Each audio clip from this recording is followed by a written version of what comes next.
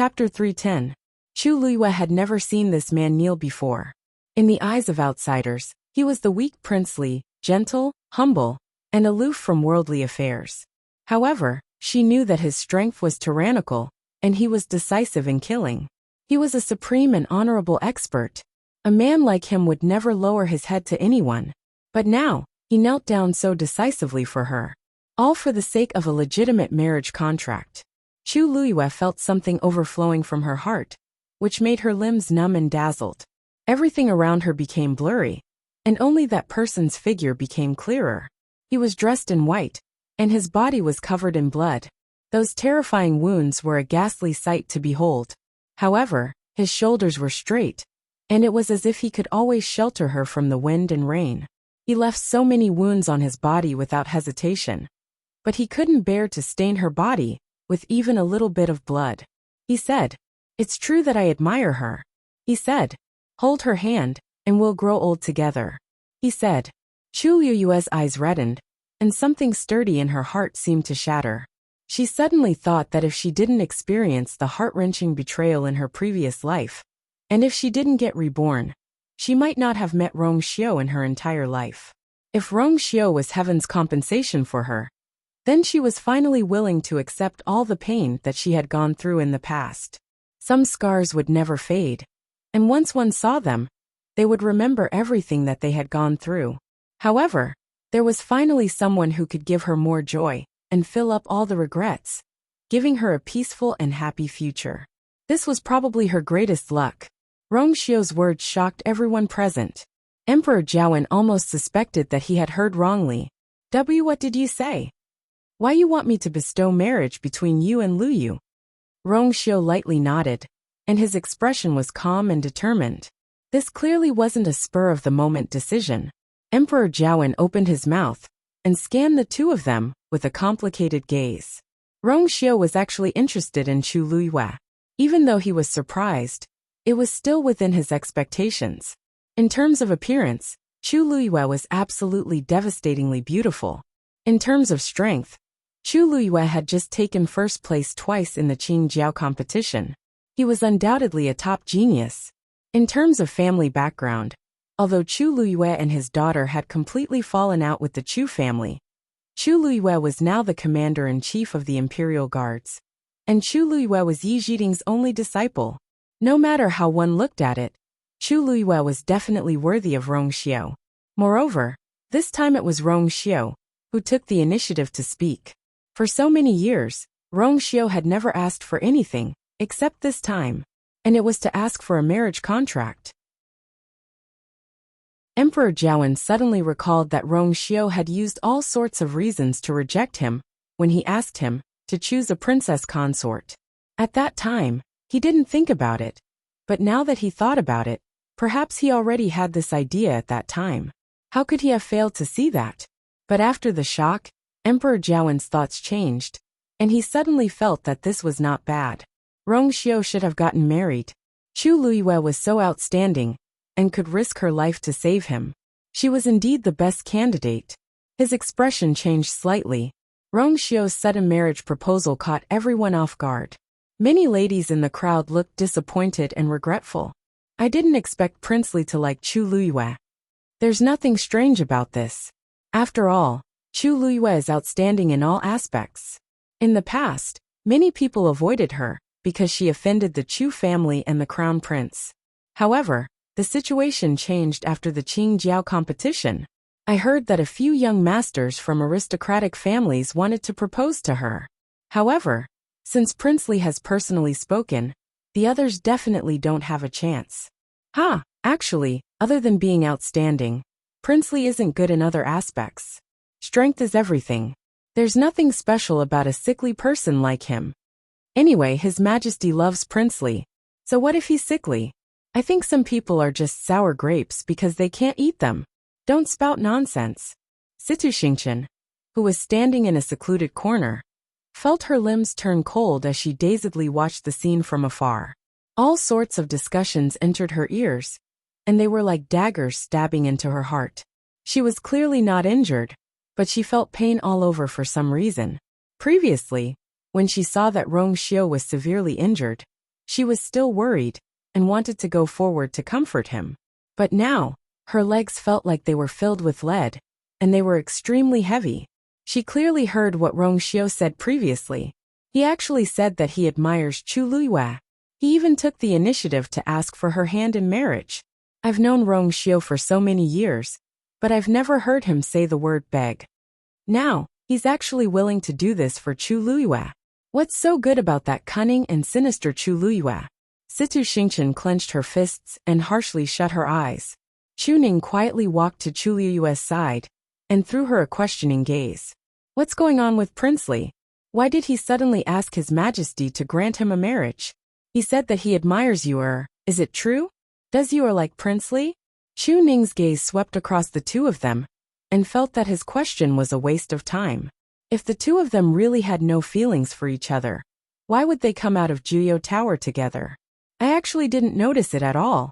Emperor Jiawen looked at Rongxiu, and many thoughts flashed across his mind. In the end, he was only left with Rongxiu's last sentence. He enunciated every word clearly. Have you decided on her? Rongxiu nodded. Father, please grant my wish. Emperor Jiawen then looked at Chu Luiyue. Luyu, what about you? Chu Luiyue took a deep breath in. It's Luyu's fortune. Emperor Jiawen kept quiet for a while and finally smiled. Ha ha ha. Okay. Since that's the case then. At this point, a voice suddenly sounded from afar. Wait. I don't agree to this marriage. Mobile users, please browse and read. A better reading experience comes from IUN. Chapter 311. The crowd turned around and realized that it was the Crown Prince Rong Jin. Ever since he was publicly humiliated by Mu Qinghe at the palace banquet, Rong Jin had been staying in Crown Prince Mansion. He originally planned to come out after the commotion died down. Hence, he didn't do anything even when he heard about Juyo Tower's changes. However, he heard that his father and mother were here, so he hurried over. He didn't expect to hear Rongxiu begging his father for a marriage once he arrived. Furthermore, the marriage was bestowed upon him and Chu Luiyue. Rong Jin couldn't care about anything else as he stopped him without thinking.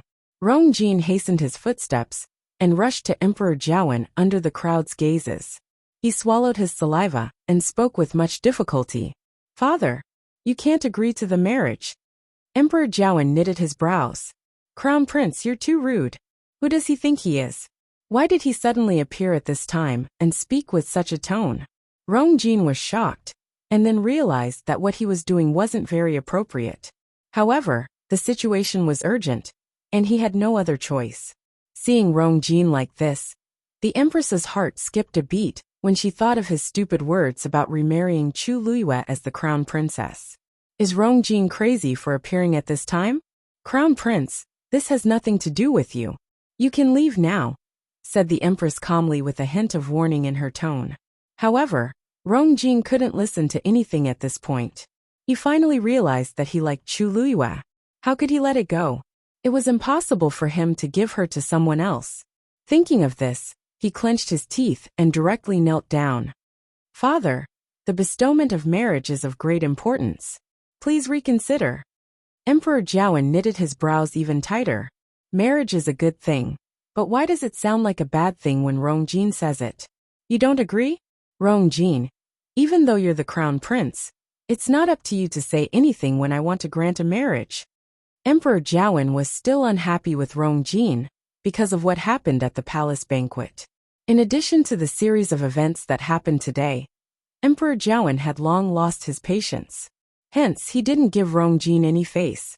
The Empress sensed that he was on the verge of exploding in anger, so she hurriedly went forward and wanted to help Rong Jin up.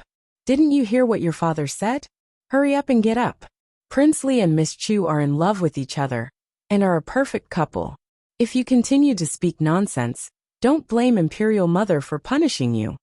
The Empress pinched Rong Jin's arm hard and shot him a threatening look from an angle that the crowd couldn't see. Rong Jin's impression of Emperor Jiawen had already deteriorated quite a bit. If this continued, his position as the Crown Prince would really be in danger. Rong Jin was in pain, but he was even more conflicted. How could he not know what the consequences of his actions would be? But He couldn't help but look at Chu Luyue. The woman was slender and elegant. Even though her body was stained with blood, it didn't detract from her elegance. In the past, this woman clearly belonged to him. Even though he canceled the marriage agreement because of his momentary foolishness, he definitely couldn't accept watching Chu Luyue get married to someone else. Especially when this person was Rong Xiao. He grabbed the Empress's hand and firmly pried it open. The Empress's heart sank, and she heard Rong Jin say word by word, "Father, I'm serious. This is because I'm also interested in Lu Yu." Gasps could be heard from the crowd. Did I hear wrongly? The Crown Prince actually said that he's interested in Chu Luyue? I really don't understand. He had a marriage agreement with Chu Luyue in the past, and he was the one who wanted to cancel it. How long has it been?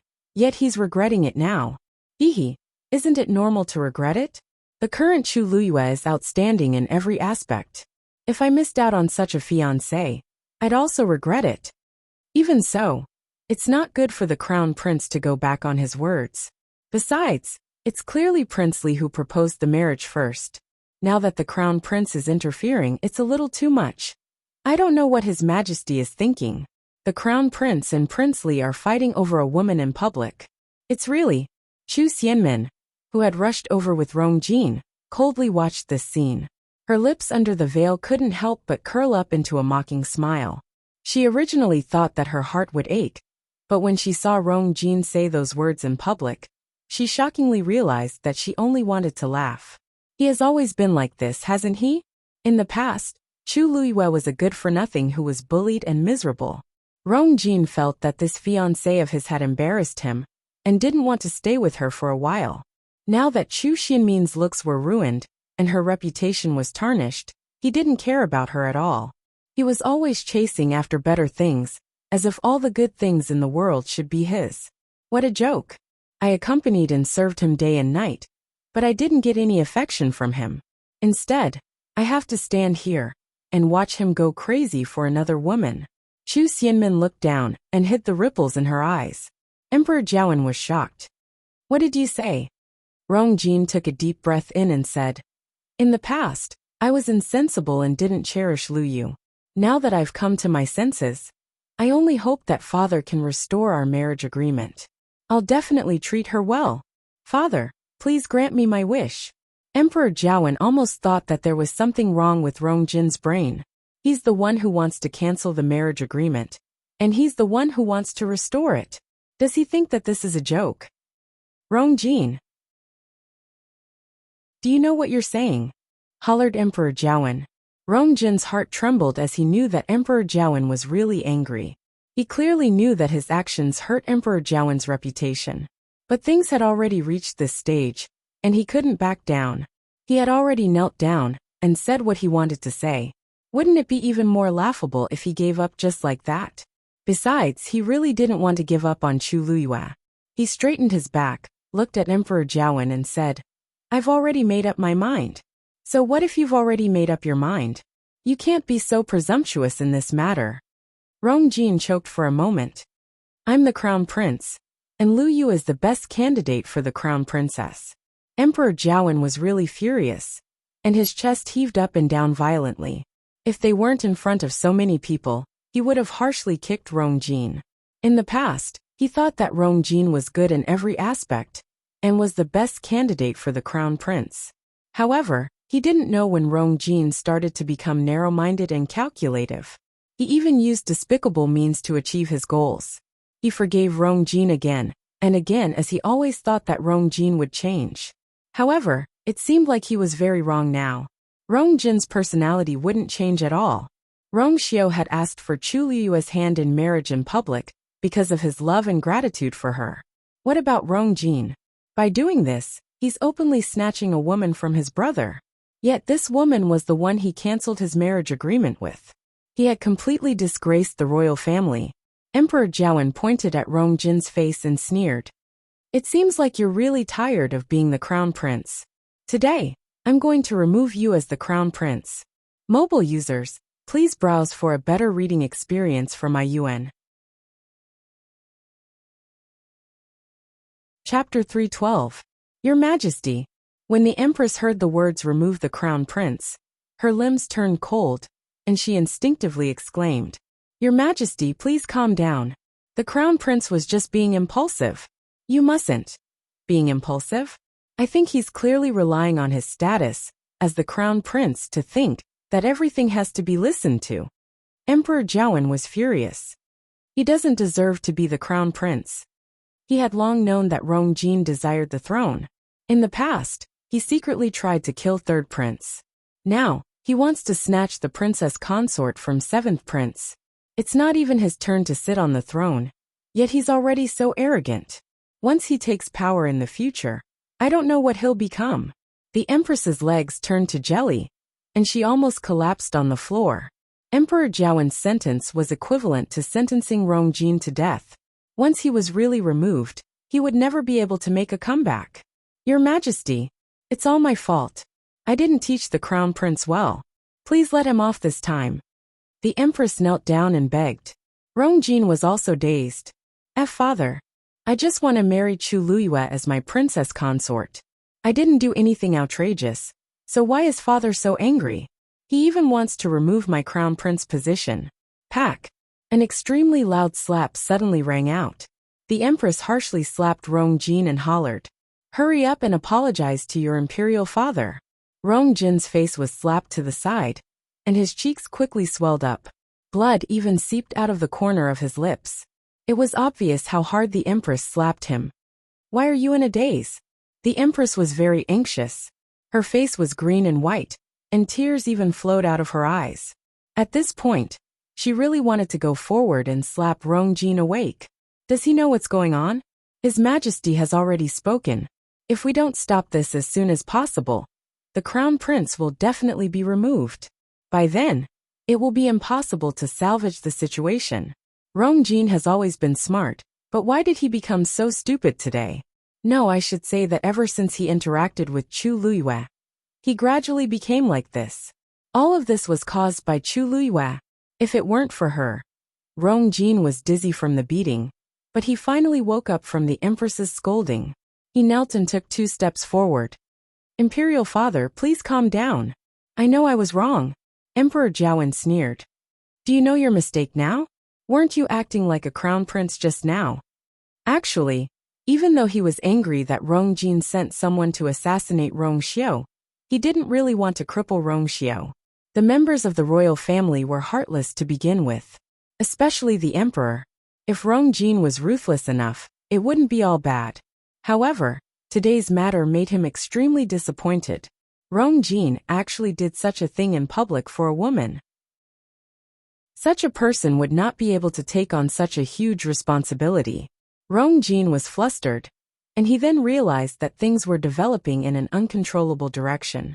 "Father, I didn't." But Emperor Jiawen couldn't be bothered to listen to his explanation.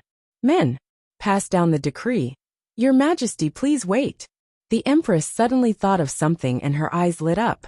She hurriedly said, "Your Majesty, did you forget country Xing Luo's previous invitation? Previously, you already agreed to send Rongjin over, and there are less than 20 days left. If you cripple Rongjin's position as the crown prince now, how are you going to deal with this matter?" Emperor Jiawen paused and knitted his brows tightly. He had almost forgotten about this matter. Actually, this invitation wasn't the most important thing. The key was that country Xing Luo wanted Rongjin and Situ Xingchen to have a marriage alliance. If Rongjin was crippled now, then there would indeed be a lot of trouble. He still couldn't be sure if the other party valued Rongjin's position as the crown prince or himself. Emperor Jiawen was stuck in a dilemma and fell silent. When Situ Xingchen, who wasn't far away, heard this, she was dazed. What does this mean? When did father and Emperor Jiawen agree on this? Why don't I know? Besides, I don't even know that Rongjin is going. Country Xing Luo and country Yao Chun have always minded their own business. Why are they suddenly so close to each other? As the eldest princess, I don't know anything about this. Just as Situ Xingchen was filled with doubts, her heart suddenly lit up. Wait, could it be because of what Elder Lian Ning said before? Father wants me to have a marriage alliance with Rongjin? I don't even know why father has such a thought, and he seems very insistent on it. Situ Xingchen's face turned ugly. I don't like Rong Jin at all. If this can make father give up on the idea of a marriage alliance, I really want it to happen. However, Emperor Jiawen seemed very hesitant.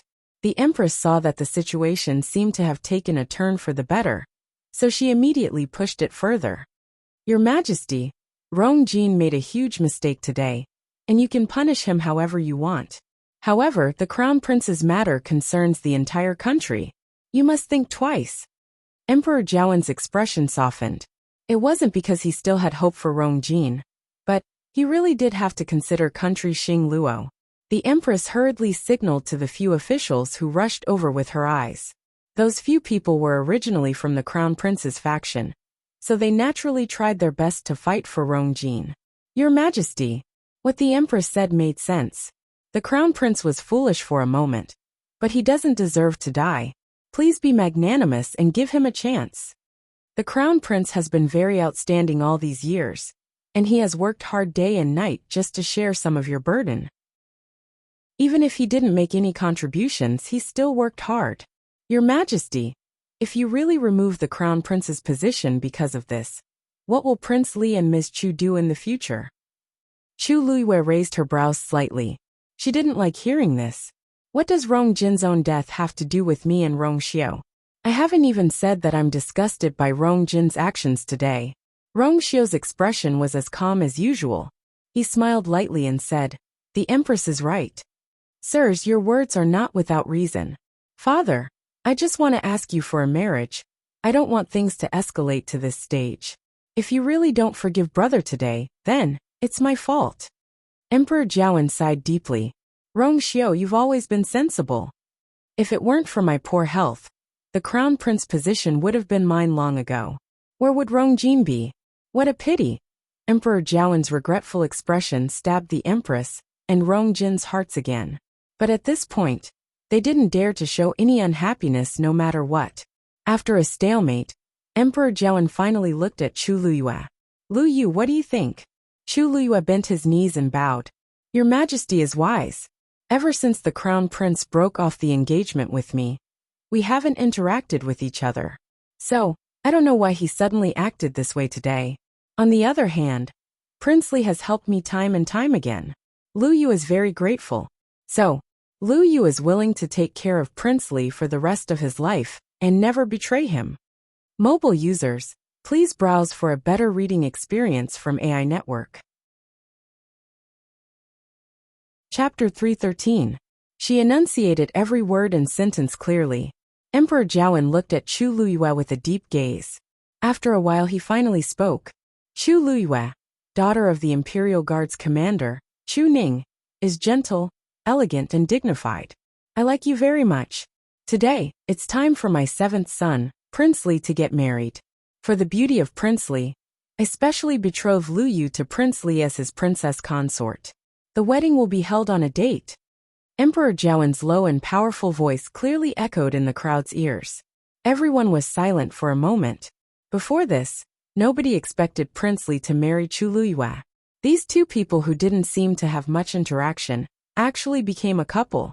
Now that the imperial edict had been issued, everything was set in stone. Rong Xiao's thin lips curved up slightly. Thank you for your grace, father. This voice finally made the crowd recover their senses. Everyone thanked him and congratulated Chu Ning one after another. No matter what, Chu Luiyue would be a princess consort from now on, and her status would naturally be very different from before. Even though Prince Li's health wasn't good, and he didn't have much power, His Majesty seemed to favor Prince Li a lot from today's situation. With this, Prince Li's days wouldn't be too bad. As for Chu Luiyue, she had previously broken off her engagement with the Crown Prince. Even though she had become a genius that everyone envied, this matter was still rather sensitive. Now that she was betrothed to Prince Li, and Prince Li personally asked for it, it couldn't be better. All in all, this engagement had more advantages than disadvantages to them. Amidst the joyous atmosphere, only Rong Jin's expression didn't look too good. He looked at Chu Luiyue in a daze, but he saw that Chu Luiyue had already stood up, walked to Rong Xiao's side, and helped him up. Rong Xiao coughed a few times, and his face turned even paler. Rong Jin clenched his teeth. If it were anyone else who got Chu Luyue, he could accept it. But why did it have to be Rong Xiao? In the past, his mother could not compete with Rong Xiao's mother. Now he could not compete with Rong Xiao. He had long known that his father treated Rong Xiao differently, but now it seemed that it was even more serious than he had imagined. Whatever Rong Xiao wanted, as long as he opened his mouth, Imperial Father would give it to him. As for him, he had been trembling with fear and working diligently for so many years in the position of Crown Prince. In the end, he had not obtained any benefits at all. Instead, he had been publicly humiliated by his Imperial Father and had almost been deposed. How could he feel at ease? After protecting Rong Jin's Crown Prince position, the Empress finally heaved a sigh of relief. When she heard that Emperor Jiawen had betrothed Rong Xiao and Chu Luyue, she felt even more fortunate. If that's the case, Chu Luyue can't bewitch Rong Jin anymore. From then on, Rong Jin should completely give up and stop wasting time and energy on Chu Luyue. She glanced from the corner of her eye and discovered that Rong Jin was looking at Chu Luyue and Rong Xiao despondently. She closed her eyes in frustration and tried her best to make her voice sound gentle and calm. Your Majesty, look at the Crown Prince. Crown Prince Rong Jin is impulsive, unreasonable, and impudent. From today onwards, he will reflect on his mistakes in Crown Prince Mansion. Without my orders, he's not allowed to come out. Nobody else is allowed to enter and visit him. This was equivalent to house arrest. Even though he was also under house arrest as a punishment previously, most people did not know about it. But this time, in front of so many people, Rong Jin had completely lost his face. However, the Empress was already very satisfied with this outcome. As long as Rong Jin was not deposed, everything could be restarted. Crown Prince, hurry up and thank him. The Empress glared at Rong Jin warningly. Rong Jin then recovered his senses. Thank you for your forgiveness, Father. Emperor Jiawen felt annoyed just by looking at him. He grunted coldly and turned to leave. The Empress and the rest hurriedly followed. Eunuch men first congratulated Rong Xiao, Chu Luyue, and the rest before walking to Rong Jin's side and persuading him. Your Highness, His Majesty and Her Majesty have already left. You must be tired today. Quickly go back and rest. Then, he signaled the people beside him with his eyes and quickly walked away. After walking a distance, Eunuch Min turned back to take a look. He waved his horsetail whisk and shook his head. Even if this Crown Prince keeps his position today, he won't be able to have a stable life in the future. Crown Prince Mansion's people hurriedly went forward and wanted to help Rong Jin up. Rong Jin then realized that there were countless pairs of eyes staring at him from the surroundings. Mockery, mockery, and disdain. A strong sense of humiliation surged in his heart, and his face turned green. Chu Xianmin walked over. Your Highness, let's go back. Rong Jin pushed her away. Get lost. Then he hurriedly left with indignation. Chu Xianmin was pushed to the side, but she didn't say anything and just followed him silently. Their figures quickly disappeared from the crowd's sight. Quite a few people secretly sighed. I really didn't expect the Crown Prince, who was once so favored by the Emperor, to have such a day. That's right. Even if he's still the Crown Prince, it's hard to say what will happen in the future after what happened today. In comparison, the third prince is more outstanding. At least, he has outstanding military achievements. He's not like the Crown Prince, who goes back on his words and goes back on his words. I think it's quite a pity for Chu Xianmin. The third Missy of the Chu family used to be so glorious, but now she has fallen to such a state. It seems like the Crown Prince doesn't treat her well either. Everyone has their own fate. I heard that she bullied Chu Luyue quite a bit back then. Now it's karma. Chu Luyue looked at Rong Xiao. Her gaze slowly swept across the wounds on his body, but she still felt terrible in her heart. Rong Xiao seemed to know what she was thinking. His pale lips curled up slightly, and he nodded lightly. As long as the result was achieved, everything was worth it. Chu Luyue's heart ached, but her entire being was immersed in an indescribable sense of relief and happiness. It turned out that there was someone in this world who was willing to do anything for her. Chu Ning watched from the side and narrowed his eyes with a complicated expression. It turns out that Prince Li has long liked Gior. In the past, he could not understand why Princely repeatedly helped him and his daughter. Now, it seemed like he finally had an answer. Thinking about it carefully, Princely was not a bad choice, but it was a pity that his body was a little weak. However, compared to people like Rong Jin, he was much better. He walked toward Rong Xiao. Your Highness. Rong Xiao smiled warmly. Lord Chu Ning, I'm already engaged to you. You don't have to be so polite. Chu Ning hesitated for a moment and finally said, there are a few things that I want to say in private. You're not allowed to bully Lu Yu. Before Chu Ning could finish speaking, Yi Jiding had already spoken. He had a rare look of seriousness on his face, as he looked at Rong Xiao warningly. She's my only personal disciple. If you dare to let her down, don't blame me for being rude to you. Chu Ning was speechless. Damn, someone else has already snatched my lines. Rong Xiao's smile deepened. Of course. Don't worry, Elder Yi and Lord Chu Ning. Yi Jiding wanted to say something, but Elder Wei Yin suddenly exclaimed. Director! Oh no! That ferocious beast is gone. Mobile users, please browse and read. A better reading experience comes from Love Network. Chapter 314. Yi Jiding was shocked. What's going on? Elder Wei Yin rushed over with an anxious expression. We checked the area under Juyo Tower just now, but we didn't find any aura of that ferocious beast. At first, we thought that it was because Juyo Tower had collapsed, so it was temporarily quiet. But after waiting for a while, there was still no movement. Only then did we realize that the ferocious beast was no longer in the pit of heavenly origins. Chu Liyue's eyes flashed. Yi Jiding hurriedly walked toward the ruins. How is this possible? If it had escaped, the silver pestle would have reacted. Although the locking heaven formation was broken, the silver pestle was still very useful. It could detect anything that happened in Juyo Tower. However, he didn't notice anything unusual just now. Elder Wei Yin was also very nervous, as he wiped the sweat off his forehead. We've been investigating this for a long time, but we didn't find anything. Yi Jiding had already walked to the side of the collapsed Juyo Tower. He closed his eyes, and his origin power surged out. In an instant it covered him. After a while, he opened his eyes and frowned. That bastard is really gone? Sun Zhongyan asked blankly. Martial uncle, you said that the ferocious beast is no longer around. What do you mean? Did the ferocious beast run away or was it dead? Yi Jiding was silent for a while before turning to look at Chu Liyue and Rong Xiao. When the two of you were in Juyo Tower, did you discover anything unusual? Chu Liyue's eyebrows twitched. Rong Xiao was the first to speak. Not at all.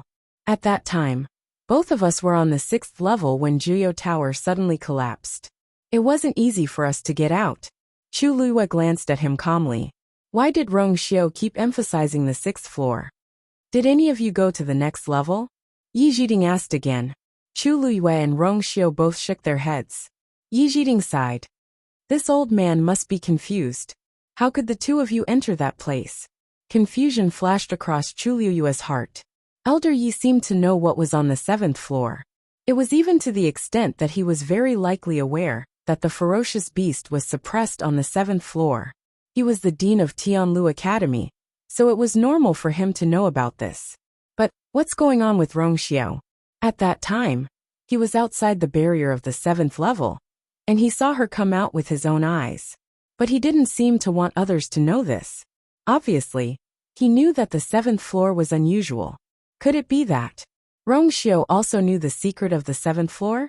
Whether it was the legendary three-eyed eagle or the heavenly square cauldron. Strange, why did that beast suddenly disappear? Yi Jiding slowly waved the fan in his hand, perplexed. Sun Zhongyan suddenly said, Oh right, that green sparrow entered Juyo Tower just now. Perhaps I can get some clues from it. Yi Jiding's eyes lit up. He hurriedly walked toward Mu Qinghe. From the beginning to the end, Mu Qinghe had been watching coldly from the sidelines, but Yi Jiding didn't mind. As the envoy of the Tianling dynasty, Mu Qinghe naturally had no reason to get involved in this. However, he was powerful and had been watching from the side. Perhaps he knew something. When Yi Jiding walked over, Hong Yao was squatting on Mu Qinghe's shoulder, casually combing its feathers. Vice Admiral Mu, I have a few questions. Can I ask your fiend? Mu Qinghe glanced at Hong Yao. Hong Yao then stopped and sized Yi Zhiding up. Yi Zhiding coughed. I wonder if your injuries were caused by that ferocious beast? Hong Yao glared at him. Then it angrily turned its head away. Didn't I just suffer some minor injuries? I'm basically healed now, alright? Why did he have to mention this? Mu Qinghe was expressionless. That's right. Yi Zhiding asked again. Then, do you know what happened to it? Hong Yao shook its head frantically. Yi Zhiding didn't quite believe it. Really? Then, at least you should know if it's dead or alive, right? This green sparrow is a high-level fiend, and is noble and proud. How can it let the matter rest so easily after it's injured? Hong Yao still shook its head. In the end, it simply buried its head under its wings and refused to speak.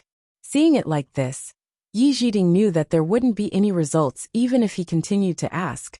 So he could only give up. Thank you, Vice Admiral Mu.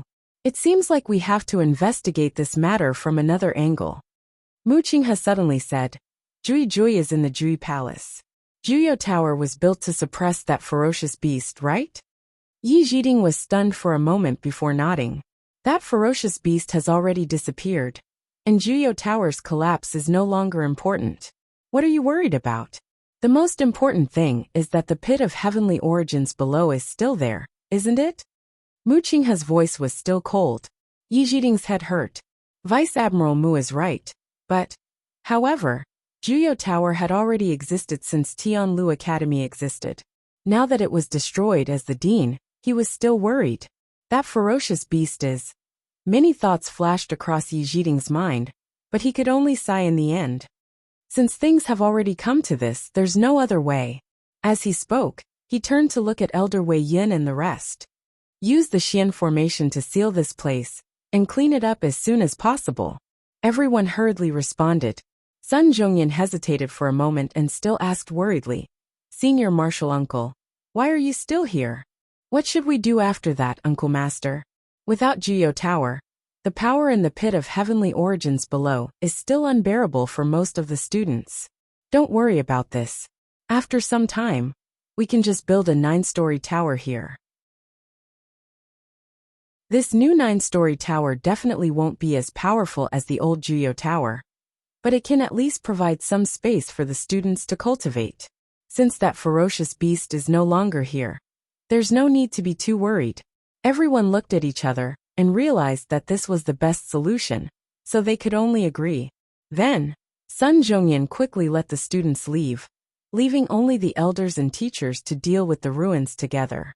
Mu Qinghe didn't want to stay any longer, and turned to leave. However, when she walked past Chu Luyue, she looked at her meaningfully. Your ability seems to be stronger than I thought. Chu Luyue looked calm. Vice Admiral Mu is overpraising me. You know very well whether I'm overpraising you or not. After all, not everyone can rely on the Yuan instrument to reach the 6th level. Mu Qinghe's eyes were filled with scrutiny. Chu Luyue smiled. Actually, this is all thanks to Dumpling. Lu Yu is just a stage 2 warrior. He's really not enough. After the battle with Hung Jingchua in the Qing Jiao competition, everyone knew that she had an unusual blood ferret. Mu Qinghe's gaze flashed past Dumpling, who was on Chu Luyue's shoulder, and she suddenly said, I feel that your aura seems to be stronger than before. I seem to have seen the aura of your magical beast somewhere before. Translator, Endless Fantasy Translation Editor, Endless Fantasy Translation. Chapter 315. Chu Luyue raised her eyebrows in surprise. Oh, where did Vice Admiral Mu see a magical beast similar to Dumpling? If they were fated to meet, Dumpling must have hit it off very well. Mu Qinghe stared at Chu Luyue, as if he was considering whether she meant what she said. It's the magical beast of an old friend of mine. But it's not a blood ferret, but... He paused, and a cold smile suddenly appeared at the corner of his mouth. Forget it, it's already dead. There's no need to mention it. Chu Luyue's heart twitched fiercely. She heard her own voice. That's a pity. It must be very cute if it's similar to Dumpling. But why did the magical beast die? Did it die in battle? Mu Qinghe's smile slowly disappeared, and his expression was as cold as ice. It's just that its master died, so it was buried along with him. But because the magical beast was very strong, it probably knew that it wouldn't be easy to die, so it chose to self-destruct. Every word was like a sharp knife, ruthlessly stabbing into Chu Liyue's heart. Although she had already expected it, she still couldn't accept it when she heard it with her own ears. Oh right, that old friend of mine is the one I said you were similar to. Mu Qinghe's face was expressionless, and his tone was very calm, as if he was talking about something very ordinary. Chu Liyue forced her lips to move, but her limbs were cold, and it was almost impossible for her to move. Is that so? Cough cough cough cough. Rong Xiao, who was next to her, suddenly coughed violently. Chu Liyue quickly looked over. Rong, Your Highness Princely, are you okay? Rong Xiao finally stopped, and his lips were pale as he smiled. Nothing, just a little tired, Chu Liyue immediately said. Then I'll send you back to the Prince Li's residence. A faint smile appeared on Rong Xiao's face. Thank you very much. Chu Ning was also a little worried. I will go with you. After saying that, they planned to leave together. Mu Qinghe was still standing there, looking at Chu Liyue.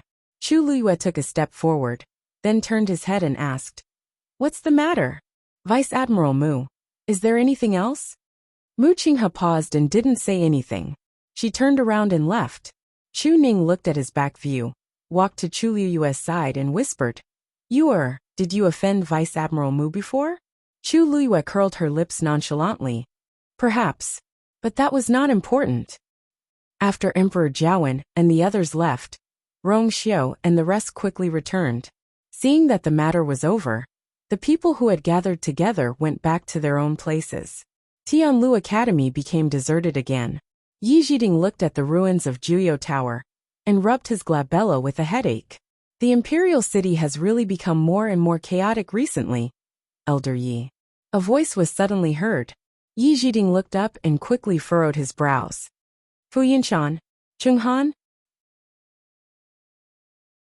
Elder Yi, I didn't expect this to happen. We came late and couldn't help. I'm really sorry. Fu Yinshan explained regretfully. Chenghan's gaze swept across the ruins, and he was very proud. He couldn't help but tease. Yeah, Juyo Tower seemed to have existed since Tianlu Academy existed. Now that it's destroyed, Elder Yi must be very upset, right? However, there's nothing we can do about this.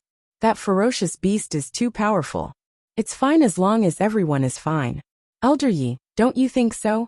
Yi Jiding squinted his eyes and looked at the two of them, before he laughed. That's right. This time, it's indeed because our academy isn't strong enough that things develop to this stage. That ferocious beast is indeed very strong. Even if you helped, it wouldn't have been of much use.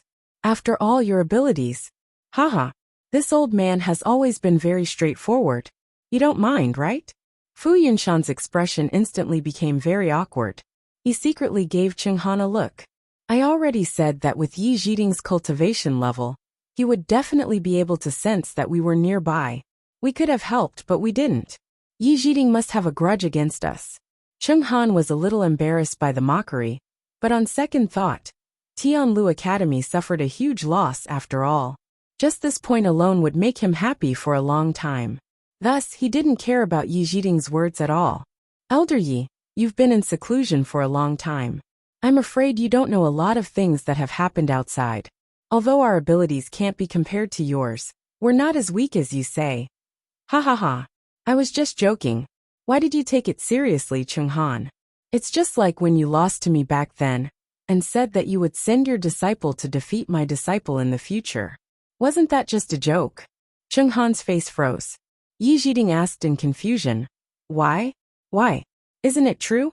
I heard that the pill your disciple used to win the celestial physician competition was refined by my disciple. If you're really still upset about what happened back then, you wouldn't have agreed to let your disciple take first place, right?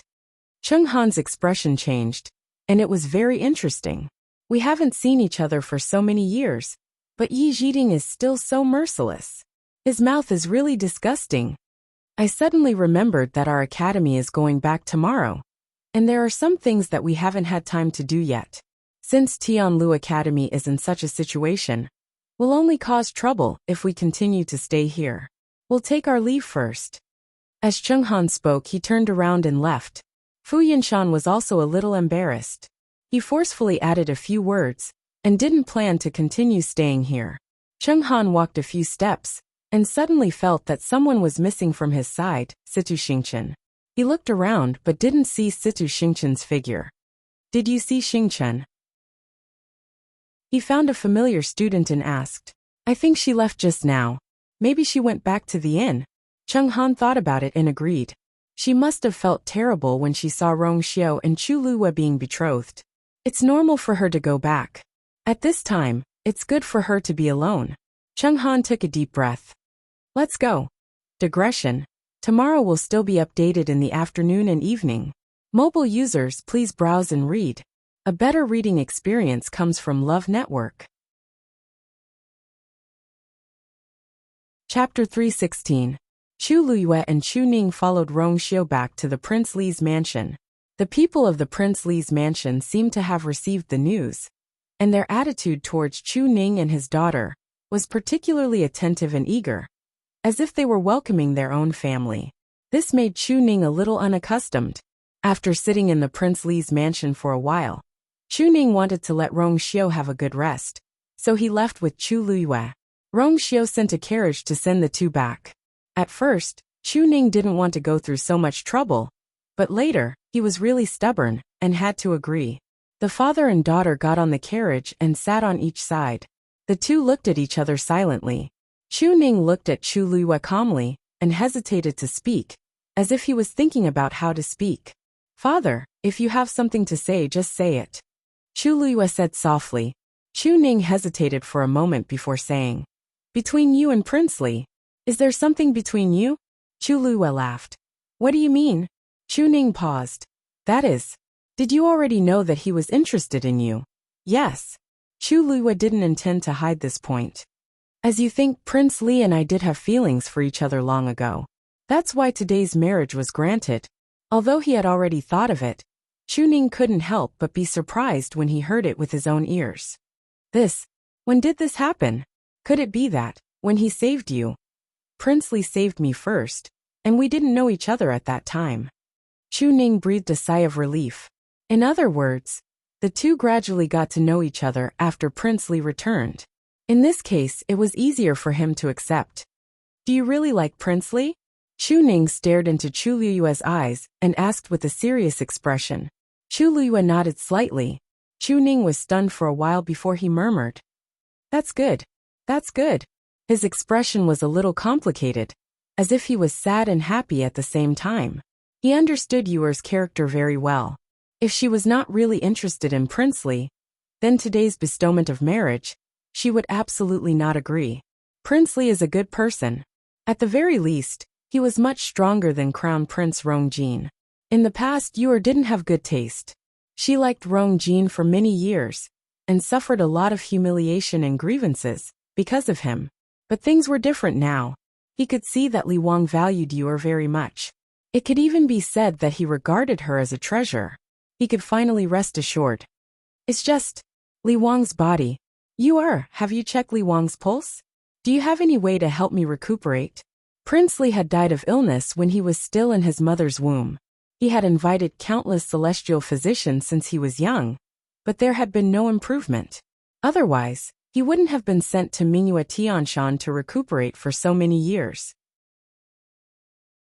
Chu Luyue looked at Chu Ning's worried face and felt warm and amused at the same time. Father, don't worry. I'll do my best. No matter what happens to Prince Li's health in the future, I will always take good care of him. Chu Ning sighed and nodded. That's good. He had once hoped that Yuer could marry an ordinary and healthy person and live a peaceful life. However, Yuer had already displayed shocking talent. She definitely wouldn't be as simple and ordinary as an ordinary person in the future. If your mother was still around, she would definitely be very happy. Deep nostalgia flashed across Chu Ning's eyes. Chu Liyue's heart ached. For so many years, Chu Ning had to be both a father and a mother to bring up Chu Liyue painstakingly. No one could tell how sad he felt. She leaned forward and held Chu Ning's hand. The father-daughter duo sat in silence for a long time, but the atmosphere was warm and harmonious. Pack. The crisp sound of a slap resounded in the room. The Empress looked coldly at Rong Jin, who was standing in front of her. "You're really crazy today." Rong Jin lowered his head and didn't say a word. "I've long said that you shouldn't have any ideas about Chu Luyue. Are you treating all of it as passing wind? When I saw you lying on the bed earlier, I thought you were just talking nonsense because of your fever. I didn't expect you to run over today and openly snatch Chu Luyue from Rong Xiao." The Empress's finger was almost poking Rong Jin's head. "Your father was right about one thing today. You're really tired of being the crown prince." Rong Jin wiped the blood from the corner of his mouth, and there seemed to be a fire burning in his heart. He finally couldn't help but retort. "She's mine. Why did I? You've already broken off the engagement with her." The Empress suddenly raised her voice, and her gaze was as sharp as a knife as it ruthlessly scraped across Rong Jin's body. "Don't forget that you were the one who brought it up. What did you say back then? You said that you had to break off the engagement with Chu Luyue and sever ties with her no matter what price I had to pay.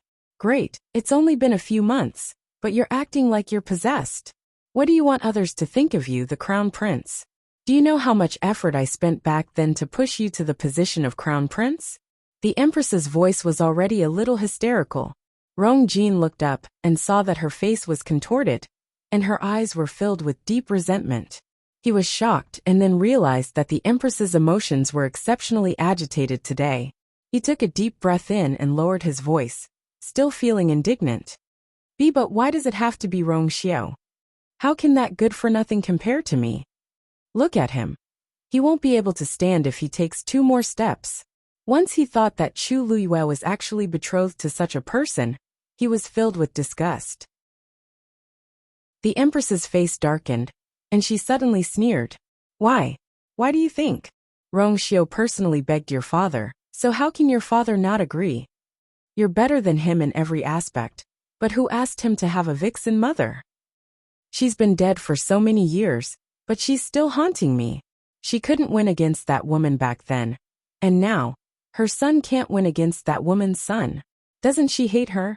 Rong Jin then understood that the Empress was like this because she remembered the people and things back then. The Empress seemed to have noticed that she had lost her composure.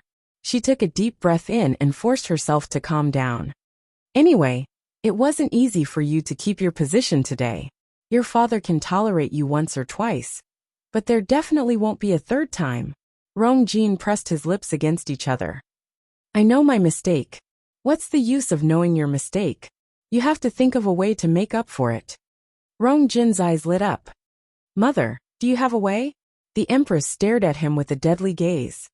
"Of course I have a way. However, you have to swear that you'll never mention Chu Luyue again from now on. You'll completely give up on this thought." Rong Jin was stunned. "But mother, she's the only one I like." The Empress looked at him warningly. Rong Jin subconsciously swallowed his remaining words. After a long time, he clenched his fists so tightly that they almost broke. "Yes." The Empress heaved a sigh of relief, and her expression became gentler as she picked up the teacup at the side.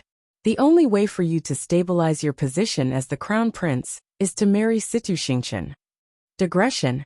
In the car, mobile users can continue to browse and read. A better reading experience comes from Love Network. Chapter 317. What? Rong Jin was dazed. Country Xing Luo previously mentioned to your father that they want you to marry Situ Xingchen. Situ Xingchen has a noble status and is very doted on. If you can marry her, you'll have a strong support. The Empress sipped her tea and coldly glanced at Rong Jin. "If it weren't for this, why do you think your father let you off today?" Rong Jin knitted his brows. "But Situ Xingchen, is this the only way? You're still unwilling?" The Empress put down her teacup with a bang and sneered. "No matter how you look at it, Situ Xingchen is an extremely good choice for the crown prince. What else are you unhappy about?" Even though she didn't really like Situ Xingchen, she had been in the palace for many years and instinctively felt that Situ Xingchen wasn't simple. However, she couldn't care about that now. Rong Jin kept quiet. He was also very clear that his current situation was worrying, and Situ Xingchen was indeed the only person who could help him stabilize his position. Think of a way to contact Situ Xingqian. It's best if you can quickly win her favor. This way, things will be much smoother in the future. Rong Jin knitted his brows. But I'm already under house arrest, and I can't go out at all. Besides, the Qing Jiao competition has already ended, and they'll leave tomorrow. What kind of problem is this? As long as you want to, all these can be solved. The Empress didn't care.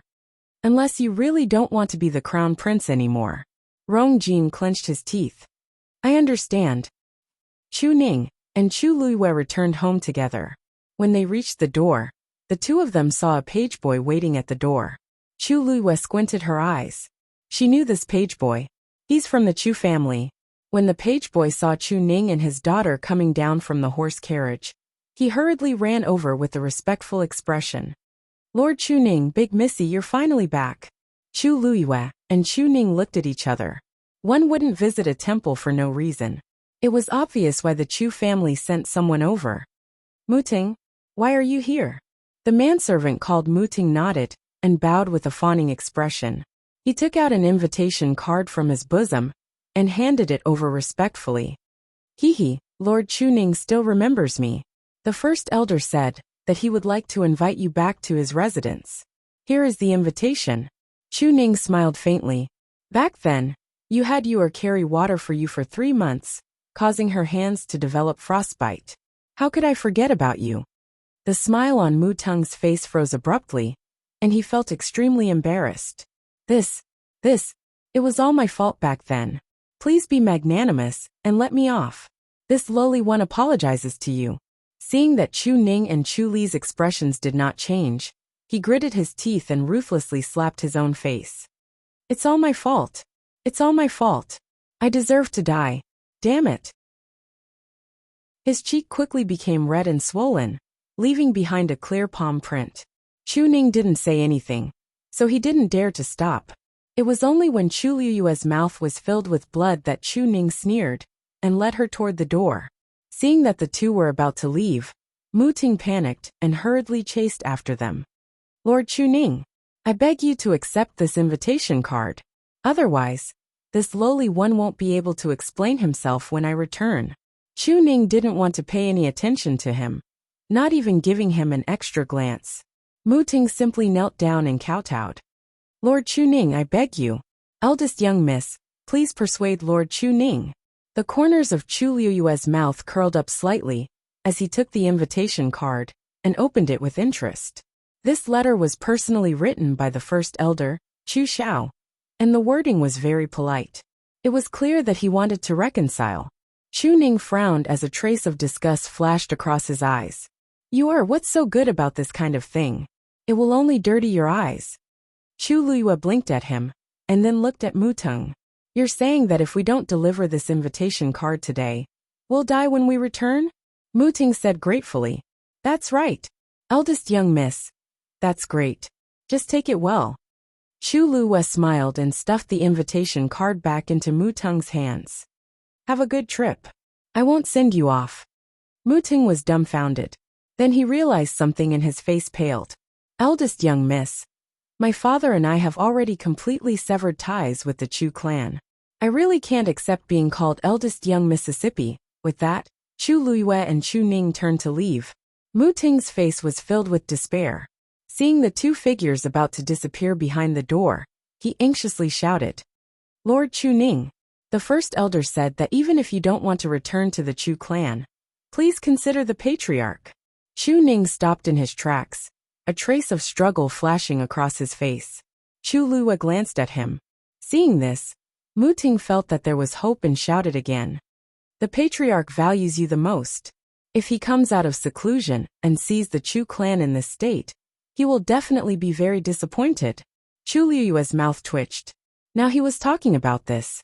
When the Chu clan bullied him and his daughter, they didn't consider disappointing the patriarch at all. A trace of hesitation flashed across Chu Ning's heart, but it disappeared in an instant. Let's go. He didn't turn back. He pulled Chu Liyue and was about to leave. Chu Liyue sighed softly. Father, why don't you go back and take a look? Chu Ning looked up in surprise. Chu Liyue patted his arm lightly. She didn't have any feelings for the Chu clan. The Chu clan, and the patriarch of the Chu clan were not important to her. But Chu Ning was different. After all, the patriarch of the Chu clan was his father. It was impossible to say that there were no ties between them. Chu Liyue knew very well that the reason Chu Ning had severed ties with the Chu clan was largely because of her. Mu Teng's words didn't mean anything to her, but it inevitably made Chu Ning waver. No matter what, Yor doesn't want to see father unhappy, she said softly. Chu Ning immediately understood what she meant, and his heart warmed. After hesitating for a moment, he finally said, "Don't worry. Since we've completely severed ties with the Chu clan, we won't go back no matter what. Father will be back soon. In the future, I can give the patriarch an explanation." Chu Liyue nodded. "Then I'll wait for you at home." When Mu Ting heard that Chu Ning agreed to go to the Chu clan, she felt that her life had been saved. "Thank you, Lord Chu Ning." Thank you, Ms. Liyue." Chu Ning and Chu Liyue exchanged a few words, then left with Mu Teng. Chu Liyue watched Chu Ning leave. Only when he couldn't be seen did she turn around, step through the door, and enter the courtyard. She walked towards her room. When she reached the door, she placed her hand on the door, intending to push it open. Suddenly she paused, and a cold light flashed in her eyes. The next moment she suddenly retreated. A black shadow broke through the door. In the blink of an eye, it rushed in front of Chu Liyue. Before Chu Liyue could see the other party's face, she was caught in a huge net. Mobile users, please browse for a better reading experience from Love Network. Chapter 318. Chu Liyue's vision instantly turned dark. This net was very strange. She was trapped in it, and all the light was blocked outside. She couldn't see anything. Then she felt herself being pulled up. She was about to speak when a hoarse and threatening voice sounded by her ear. "If you want to die faster, just call for help." Chu Liyue's lips moved, but she didn't say anything. Although she couldn't see the other party's face, this aura seemed familiar. Right. This person is the one following Rongjun around.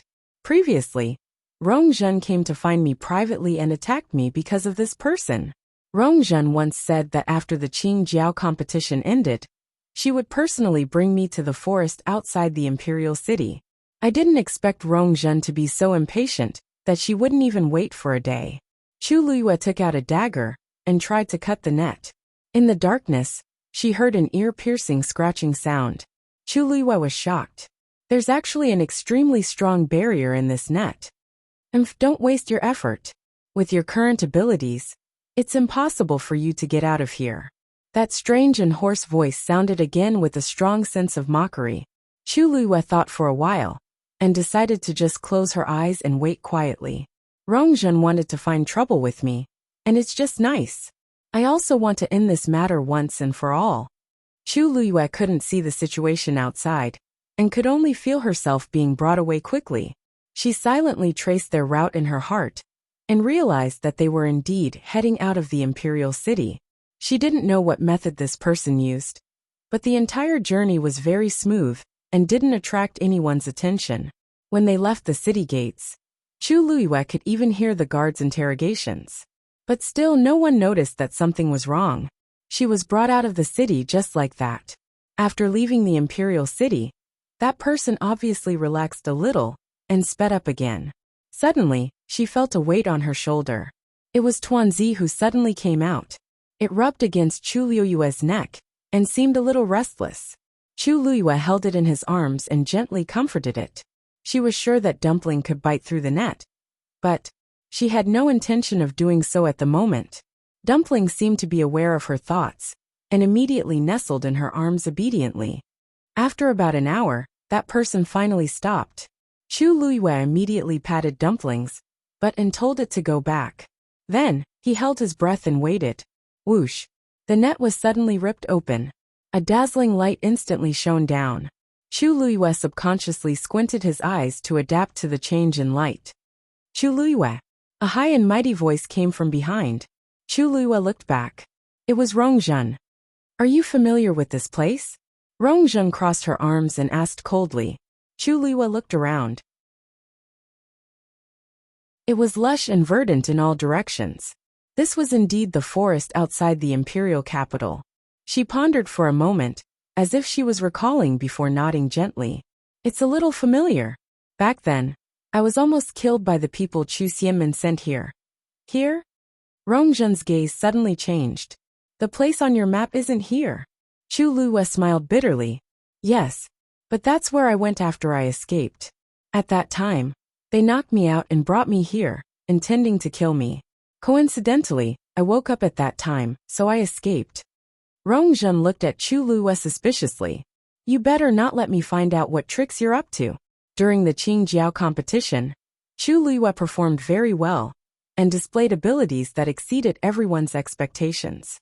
She could not help but be wary. Chu Luiyue shrugged. This place is deserted. I know I'm not your match, so I'll cooperate. As long as you let me go in the end, everything else is negotiable. Rongzhen sneered. You know what's good for you. Chu Luiyue did not say anything and looked down slightly.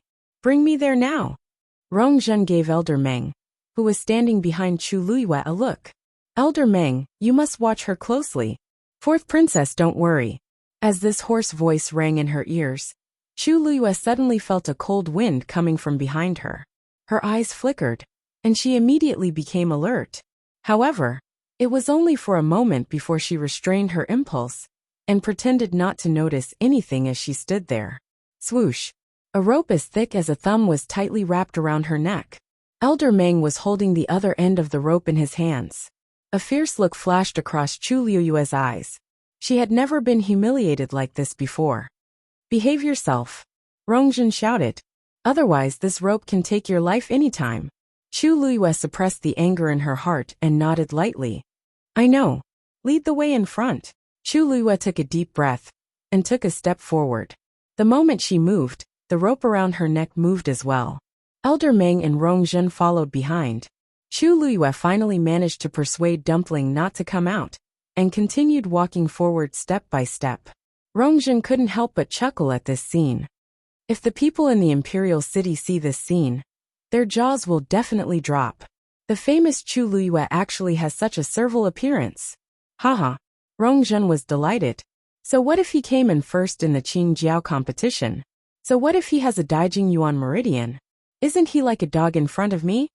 I heard that the crown prince and Prince Li even fought in front of father to snatch you. Ha! If they see you like this, they will regret it so much. Chu Luiyue, you are really capable. You didn't say or do anything, but you almost made father remove the crown prince. Chu Luiyue didn't have much of an expression. I've already cut all ties with the crown prince. I didn't expect today's incident either. If fourth princess is still angry because of this. Angry? Why would I be angry? Can the crown prince blame others for his incompetence? Rongzhen said sarcastically. Chu Luiyue paused. That's strange. Rongzhen and Rongjin were both born of the Empress, and they always had a good relationship. Why did they suddenly become like this? From her tone, it seems like she can't wait for Rongjin to be removed. When my pearl of essence recovers one day, I'll let mother know that Rongjin is a hopeless case. I am much more outstanding than him. Upon hearing her words, Chu Luiyue could basically confirm that Rongzhen and Rongjin did have a conflict. However, she didn't know why. Just as she was thinking about this, she suddenly felt the rope around her neck being pulled tight. She held her breath, and she almost fell. She hurriedly turned around and saw Rongzhen laughing heartily. Ha ha ha. How interesting. Elder Meng, why didn't I think of such a way to do this in the past? Chu Luiyue, why don't you bark twice like a dog, and I'll let bygones be bygones. Mobile users, please browse for a better reading experience from Love Network.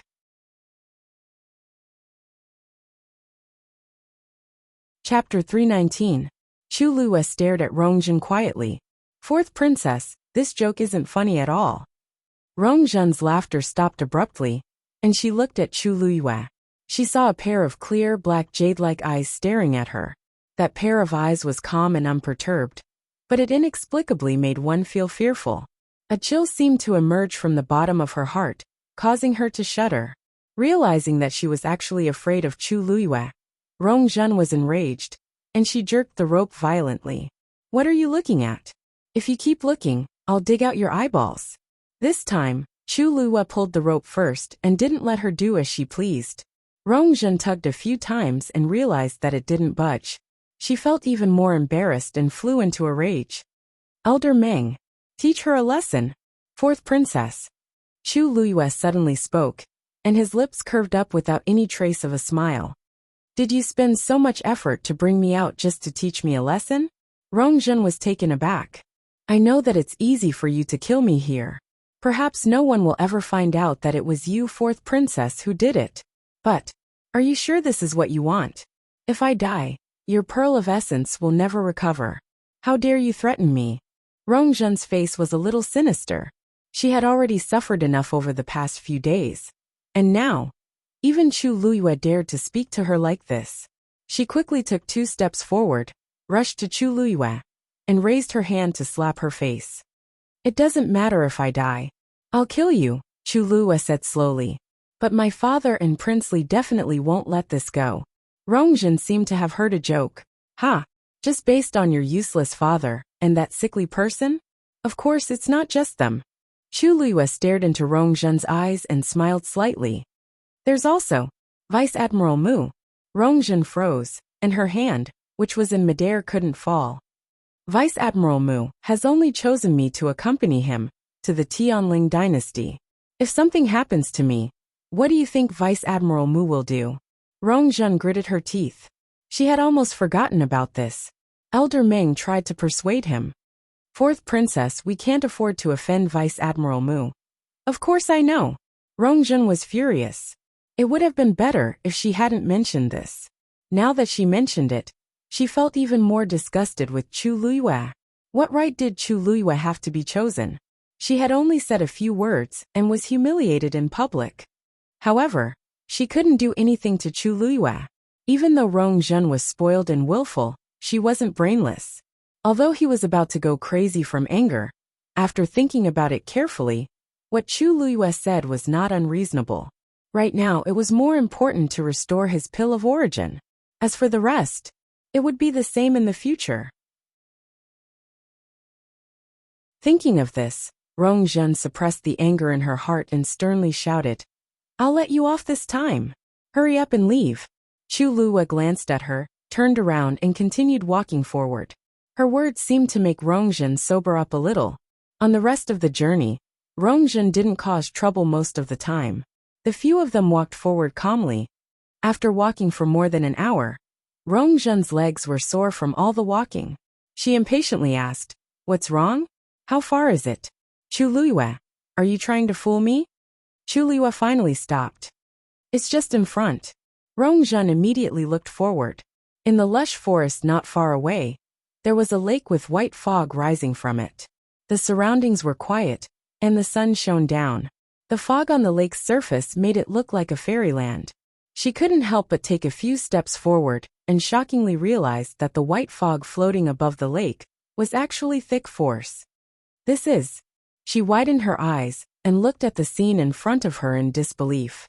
There's actually such a place outside of the imperial city? As the fourth princess, she was doted on. Not to mention the imperial city. She had even been to half of the good places in country Yaochun. But she had never heard of this place before. The force here is very thick and very gentle. It's indeed a good place to cultivate. Even Elder Meng couldn't help but praise it. Chu Luwa coughed. I ran here with much difficulty back then, and coincidentally met that mysterious man. This should be his territory. But I didn't know if he would appear today. Rongjun looked at the lake in amazement. She took a deep breath, and felt as if her organs were flowing smoothly. This is really a good place to cultivate. You're honest. She threw the other end of the rope to Old Meng, and rushed to the lakeside in excitement. Up close, the lake was even clearer and more beautiful. She looked around, and realized that there was no one else here other than the few of them. Is that mysterious man not here today? Elder Meng, is there anyone nearby? Elder Meng shook his head. No. He didn't sense anyone's aura. That's strange. Why is there no one watching over this place? Rongjun walked a few steps around the lake with a confused look. It would be great if this lake belonged to me. Cultivating here would definitely be twice the result with half the effort. It's a pity that my pearl of essence is broken now, so I can't cultivate here. If that's the case, it will only be harmful. Thinking of this, Rongzhen's heart itched. Chu Luiyue, since that mysterious man was willing to help you, do you have a way to contact him? Chu Luiyue shook his head. How can such a person be controlled by me? Even I don't know what he looks like. Rongzhen didn't expect Chu Luiyue to know, so she was disappointed when she heard this. Such a strong presence indeed wouldn't be restricted to one place. However, they had already come all the way here. If they returned empty-handed, wouldn't that be too shameful? Suddenly her eyes lit up. All right. Previously, you said that you met that person when you were in danger. If you encounter a similar situation now, will he appear again? Chu Luiyue knitted his brows. Fourth princess, what do you mean? I don't mean anything. Rongzhen slowly walked to Chu Luiyue and sized her up with ill intentions. I just want to give it a try. Don't worry. I won't really want you to die. Fourth princess, you think too highly of me. Chu Luiyue said lightly. Rongzhen sneered. You're no longer the same as before. Even Vice Admiral Mu favors you. How can I say that I think highly of you? You just have to. Just as her hand was about to strangle Chu Luiyue's neck, a strange sound came from the lake. Rongzhen immediately turned around. Under the white fog, she could vaguely see circles of ripples spreading from the center of the lake to the surroundings. She couldn't hide her excitement as she hurriedly walked over. But just as she reached the side of the lake, a huge white figure suddenly rushed out of the lake. It was heading straight for her. Mobile users, please browse for a better reading experience from Love Network. Chapter 320. Ah, Elder Meng, save me. Rongzhen exclaimed as she sensed the incoming danger, and immediately called for help. Elder Meng already knew that something was amiss when the white figure broke out of the water, and immediately rushed forward. But even though he was fast, the other party was even faster. Swoosh! The sound of something being cut was heard.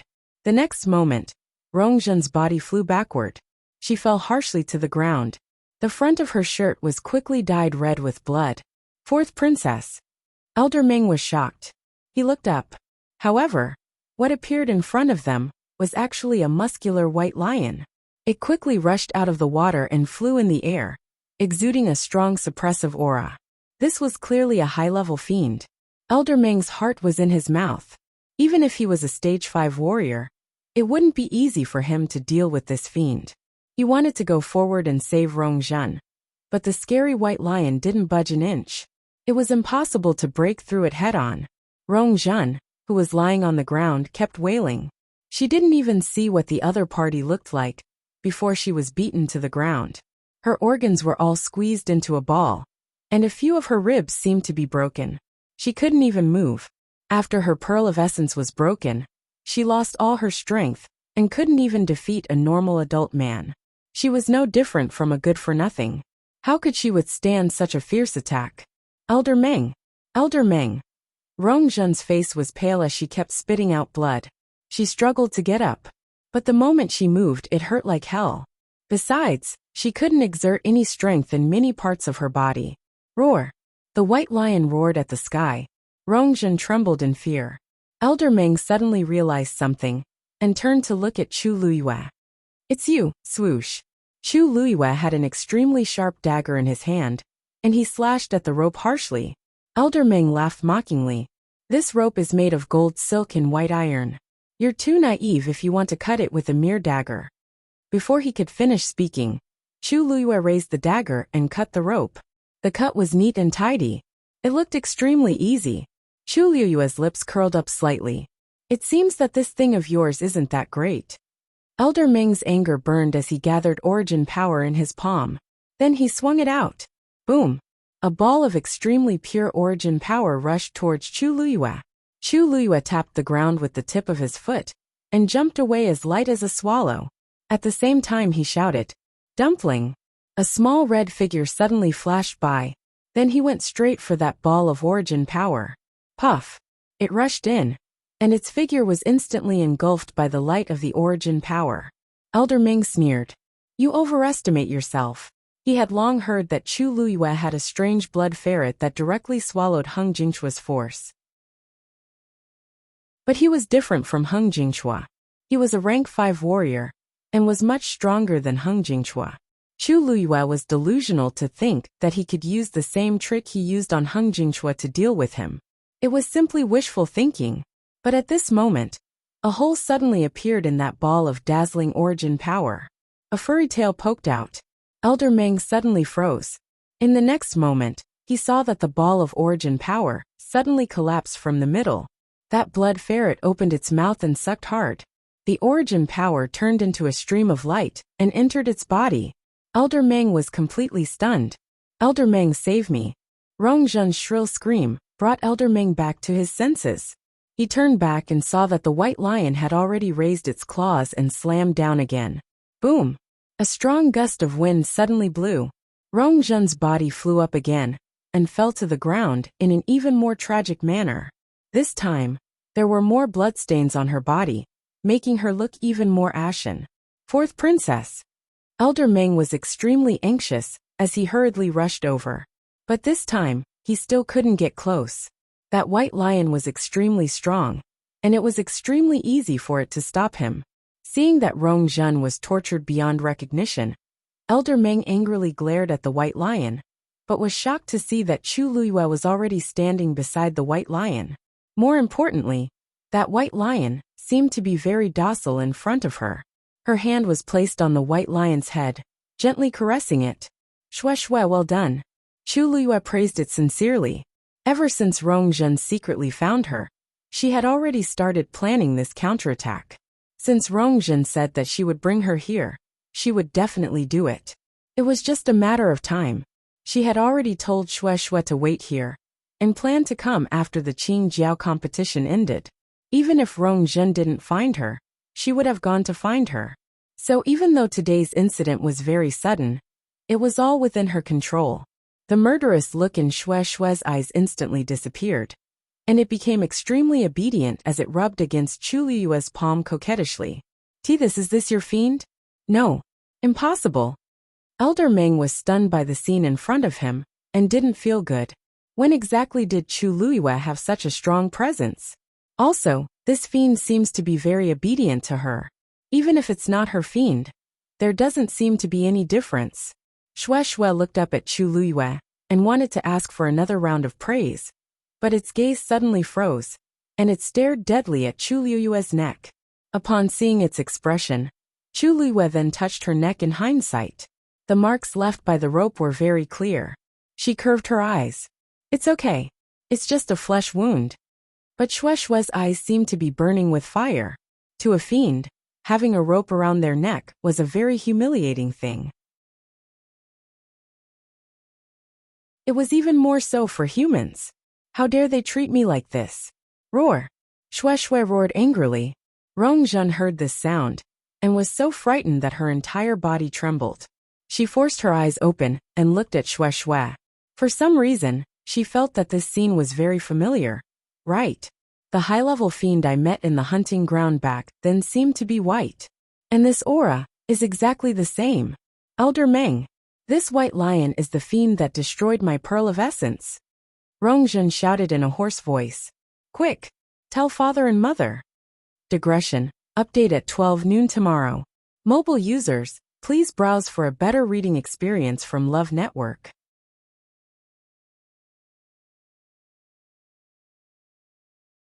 Chapter 321. Elder Meng was shocked. When Rong Zhen went to the hunting ground to hunt that high-level fiend, he didn't follow her. In addition, when Rong Zhen fell off the cliff, she didn't see the other party's face clearly, so no one knew what the high-level fiend that hurt her looked like. They originally thought that the matter would be left unsettled, but they didn't expect to encounter it again today.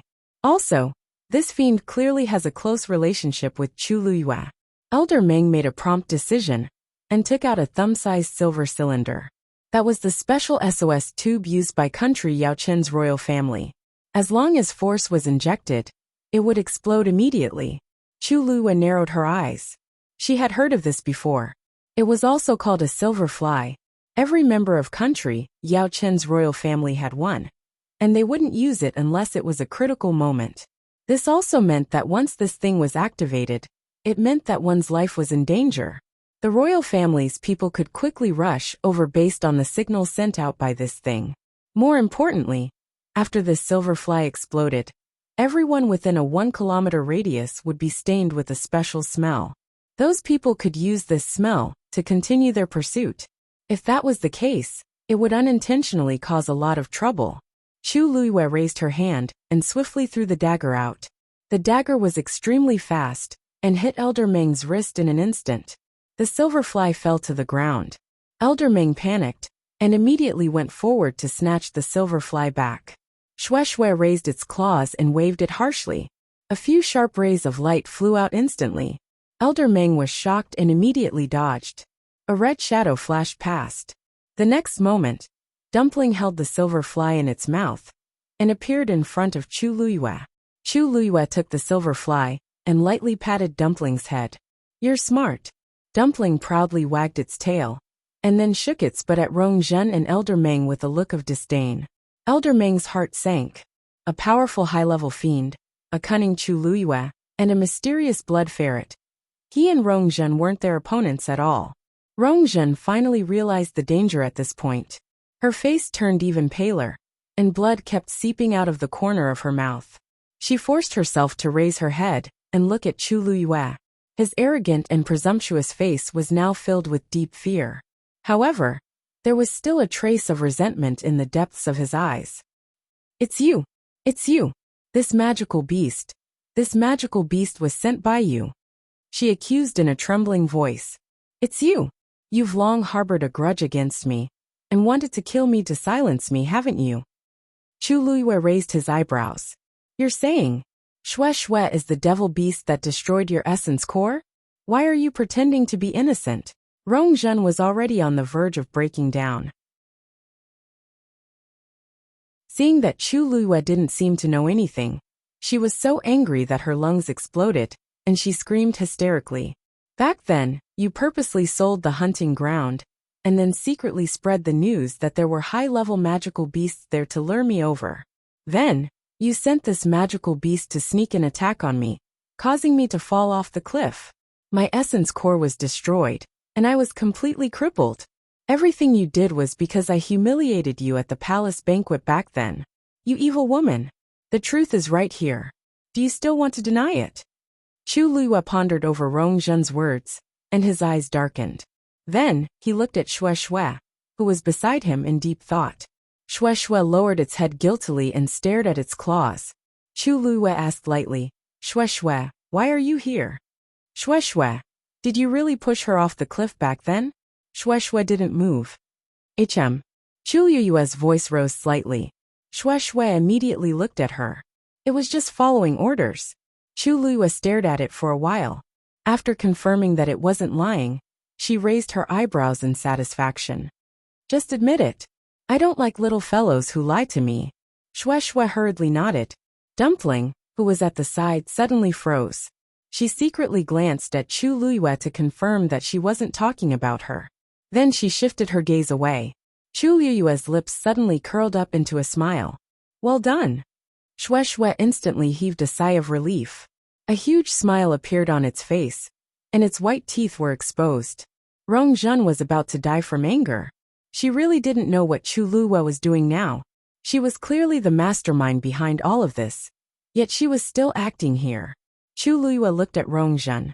She crossed her arms with one hand and played with the dagger that had already flown back with the other. She lazily said, "Rongzhen, whether you believe it or not, I didn't destroy your pearl of essence. However, I can't be bothered to explain so much to you now. Anyway, in your eyes, I'm already an evil woman. Whatever I do, even if it's killing you, is perfectly normal, right?"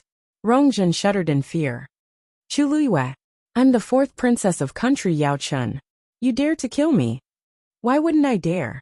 Chu Luiyue interrupted her and surveyed the surroundings. "This place is deserted. It's the best place to kill someone. Besides, you guys secretly brought me out. Other than you guys, no one else knows that I'm with you now. Even if they investigate in the future, they won't be able to trace it back to me. Rongzhen's lips trembled violently, but she couldn't say anything. This was because she knew very well that Chu Luiyue wasn't wrong at all. She looked at Chu Luiyue. That woman was standing there, her posture relaxed and languid, her face full of smiles. However, the cold glint in her eyes was even colder than the glint of the dagger she was playing with. Endless fear surged in Rongzhen's heart. At this moment, she finally realized that she was a fish on someone's chopping block. Chu Luiyue could really kill her here. Besides, she could definitely do it. Chu Luiyue, please don't kill me. I was blind in the past and offended you. Please don't hold it against me, okay? I can apologize to you. If you want, you can also use a rope to strangle me. I'll bark like a dog for you, okay? Please. Rongzhen was scared out of her wits. In order to survive, she was willing to give up everything. Chu Luiyue looked at her with interest.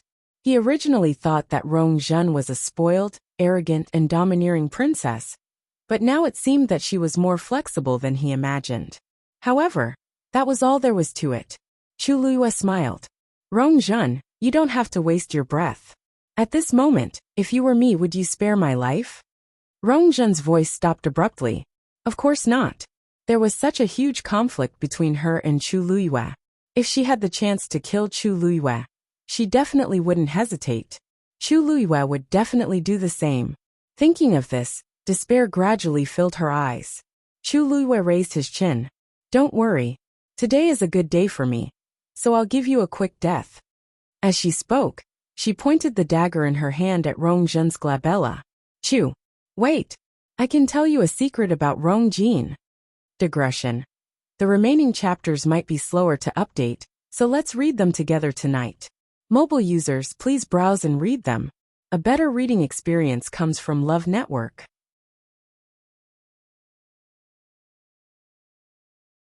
Chapter 322.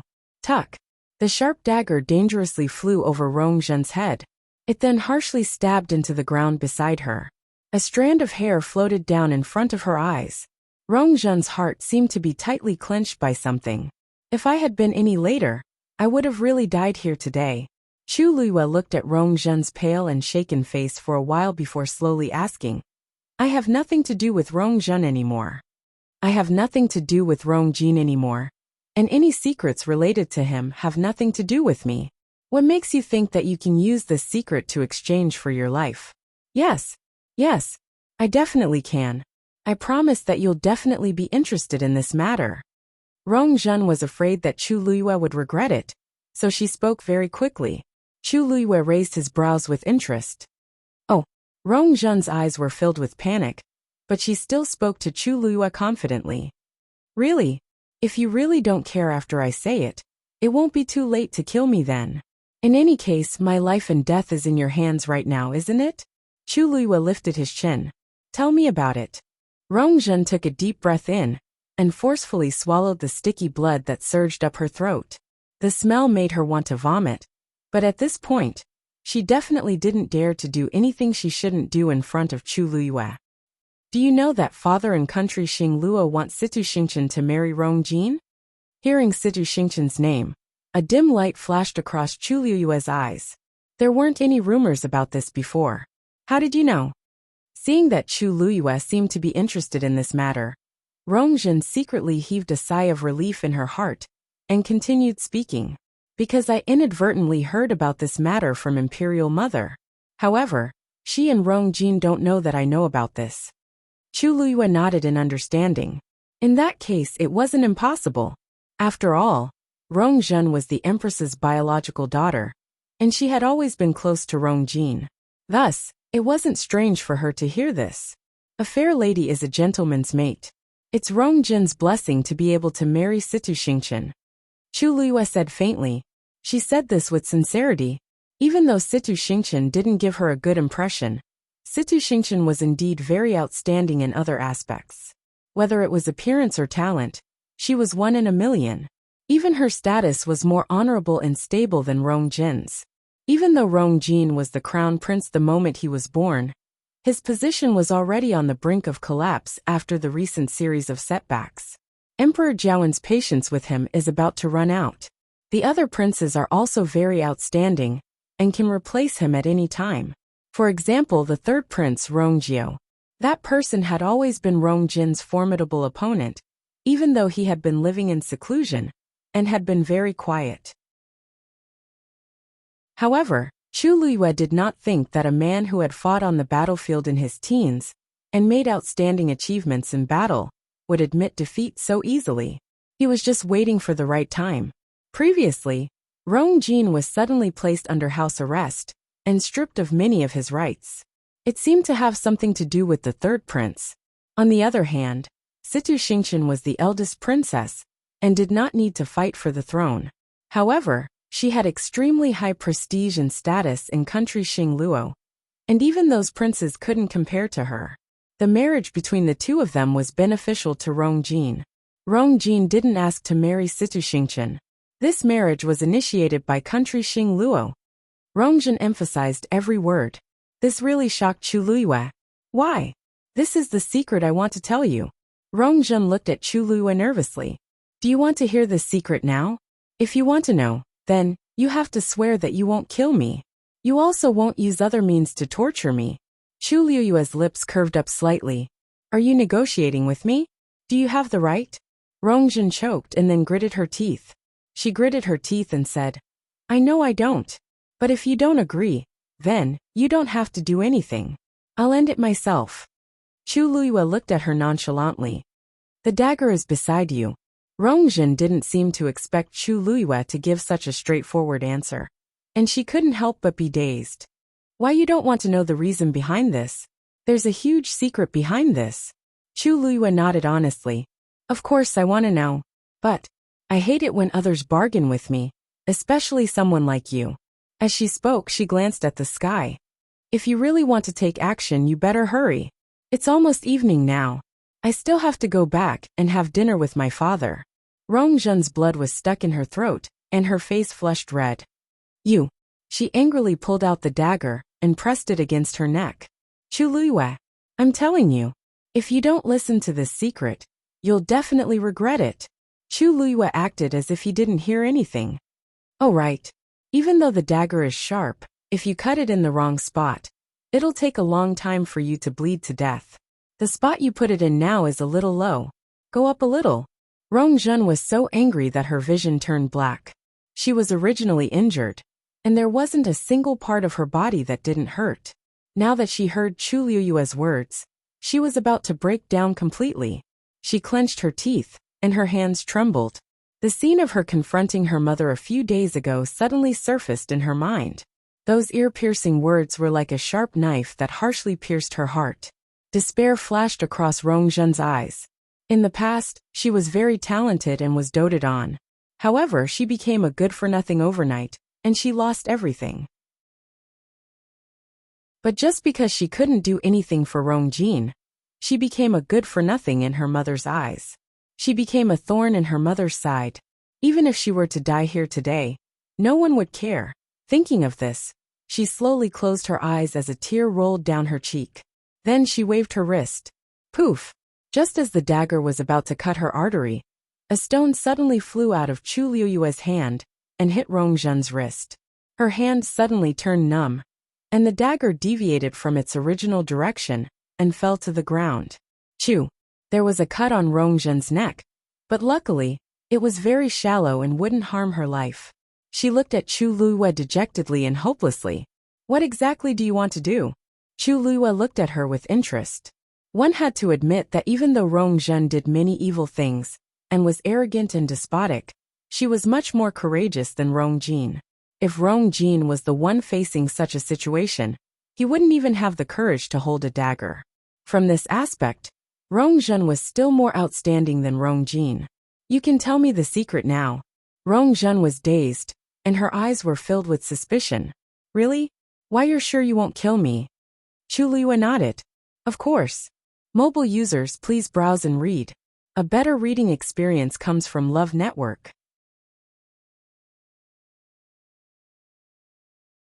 Chapter 323. After Chu Luiyue finished speaking, he glanced at Shui beside him. Shui understood and immediately dashed out. Its body was huge and muscular, but its speed was extremely fast, almost like a bolt of silver lightning. The next moment, it rushed in front of Elder Meng. The moment Elder Meng saw it move, he already realized the danger. He moved his feet and turned to run. But after a few steps, a white figure flashed in front of him, and the white lion appeared in front of him, blocking his path. Force gathered in Elder Meng's palm, and he hurriedly threw a punch. Longyang punch. Mockery flashed across Xue Xue's icy blue eyes. Then it raised its claws. Swish. Elder Meng's punch was harshly torn apart. Even his hands were bleeding profusely. Elder Meng was pushed back by this strong force, and almost fell to the ground. When he finally stabilized himself, he saw the white lion slowly approaching him. Without a second thought, he turned around and fled. Roar! A roar suddenly sounded in the forest. Elder Meng took half a step forward, and his body suddenly froze. Then viscous blood flowed out of his ears. Bang! He suddenly fell to the ground, no longer breathing. Chu Luiyue walked over, not surprised at all. The suppression of a high-level fiend was enough to directly shatter a Stage 5 warrior's organs. She used a tree branch to remove the black cloth on Elder Meng's face, and an old and unfamiliar face appeared in front of her. Chu Luiyue raised his brows and looked at Rongjun. Rongjun forced herself to calm down and slowly said, "This is Elder Meng. This is Elder Si Meng. He has been secretly protecting me all these years." Someone from the Si family? Yes.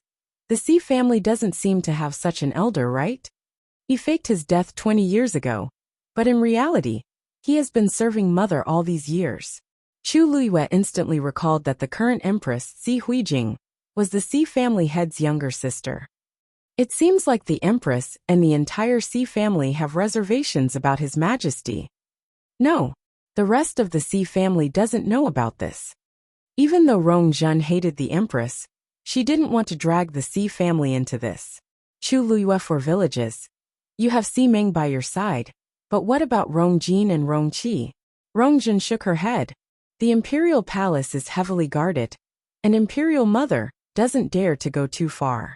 In the past, Elder Si Meng mostly protected Rongjin, but ever since I got injured, he started following me. Now that Si Meng was dead, the last bit of hope in her heart was completely shattered. As Chu Luiyue listened, he took out a jade bottle from his Qingquan bag and poured something onto Si Meng's body. Rongjun had already guessed what it was, but she cowered and didn't dare to speak. Sure enough, after a short while Si Meng's body completely disappeared. Not a single trace was left behind. Rongjun widened her eyes at this scene, and her heart raced. After Chu Luiyue settled this problem, he looked at Rongjun again. Rongjun seemed to be shocked by her actions, and suddenly took a step back. Chu Luiyue looked down at her with a smile on her lips. Okay, now you can start telling me that secret.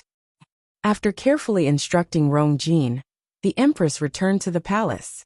Too many things had happened today, and she was completely exhausted.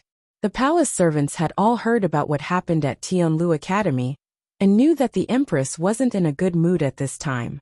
Hence, they were especially careful. The Empress returned to her room, and sat down in front of the dressing table. A face was reflected in the bronze mirror. It was dignified and beautiful, but it was also old and tired. She reached out and slowly brushed past the wrinkles at the corner of her eyes. Even if she took good care of it, it couldn't withstand the corrosion of time. After all, it was different from when she was young. Even she wasn't willing to look at this face, let alone His Majesty. Besides, even if she went back to more than 10 years ago, her face wasn't the one that His Majesty loved the most. Thinking of this, a strong sense of frustration surged in her heart. Bang! She knocked the jewelry box onto the floor. The palace servants serving her at the side immediately knelt down.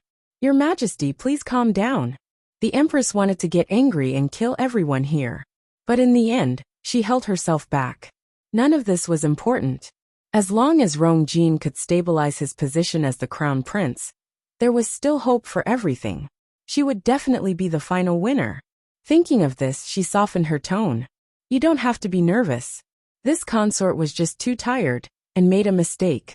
Put everything away. Yes. The palace servants hurriedly picked up the scattered jewelry one by one, and put them back into the box. The Empress asked faintly, How was the fourth princess today? The palace servant hurriedly said. Replying to your highness, the fourth princess is still in the palace today, and is unwilling to come out. The food sent in seems to be useless too. The empress paused and frowned. After she hit Rongjun a few days ago, Rongjun refused to come out. Even though she regretted hitting Rongjun, she also felt that Rongjun's temper should change. In this kind of situation, how could she still be arrogant and unbridled? Instead of thinking about how to share Rongjun's and my worries, she only cares about herself. Does she think that she's still the fourth princess that everyone doted on? She originally wanted to give her the cold shoulder for a few days, so that she would learn to behave. However, it seemed like it was impossible now. She stood up and said, I'll go and see her. When the empress walked to Rongjun's bedroom, it was already evening. When the palace servants saw the empress, they were all shocked. Greetings, your highness. The empress looked around and indeed didn't see Rongjun. Where's the fourth princess? Replying to your highness, the fourth princess is still in the room. The empress was even more displeased. I'm already here. Rongjun must have heard me, but she still doesn't come out. She's really spoiled. She restrained her expression and walked straight to the door that was tightly shut. Zhenjun, mother is here. The room was silent, and there was no response. The empress raised her voice. Zhenjun? Still no one spoke. The empress lost her patience and ordered the palace servants to open the door forcefully. Then she stepped into it. Rongjun, you've really gone overboard recently. You. The empress's remaining words disappeared in her throat. This was because there was no one in the room. She looked around. Zhenjun. Dead silence. This time the empress finally panicked. She quickly searched the room and finally confirmed that Rongjun wasn't here. She looked at the palace servants behind her in shock and anger. Where did the fourth princess go? The palace servants were also shocked as they knelt down together. Your highness, you're wise. The fourth princess has been in her room for the past few days and hasn't come out. Then where is she now? So many people said that Rongjun didn't go out, so she definitely didn't go out for a simple walk. Why, you really don't know? The empress casually grabbed the teacup beside her and harshly threw it at the palace servants. Hurry and find her for me. If you can't find the fourth princess, you'll all have to hand over your heads. Mobile users, please browse for a better reading experience from Love Network.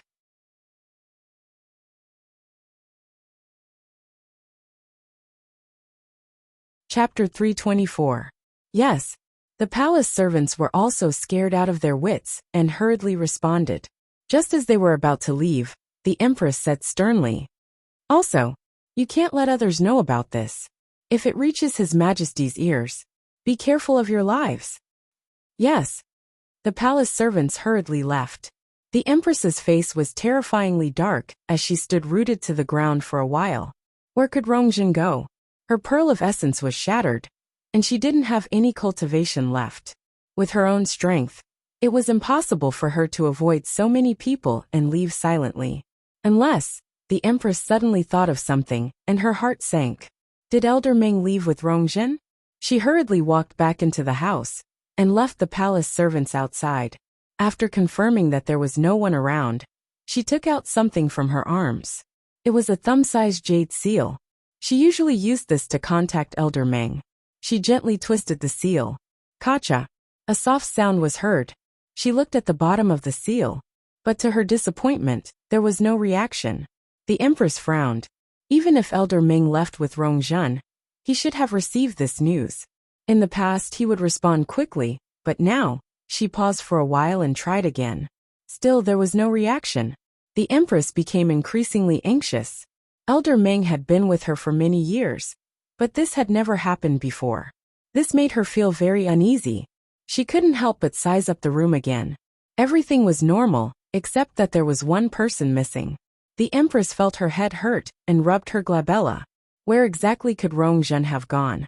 There were enough things today, but Rongjun just had to add to the chaos at this time. If His Majesty finds out, he will blame me even more for not doing my duty as a mother. Our current situation is already difficult enough.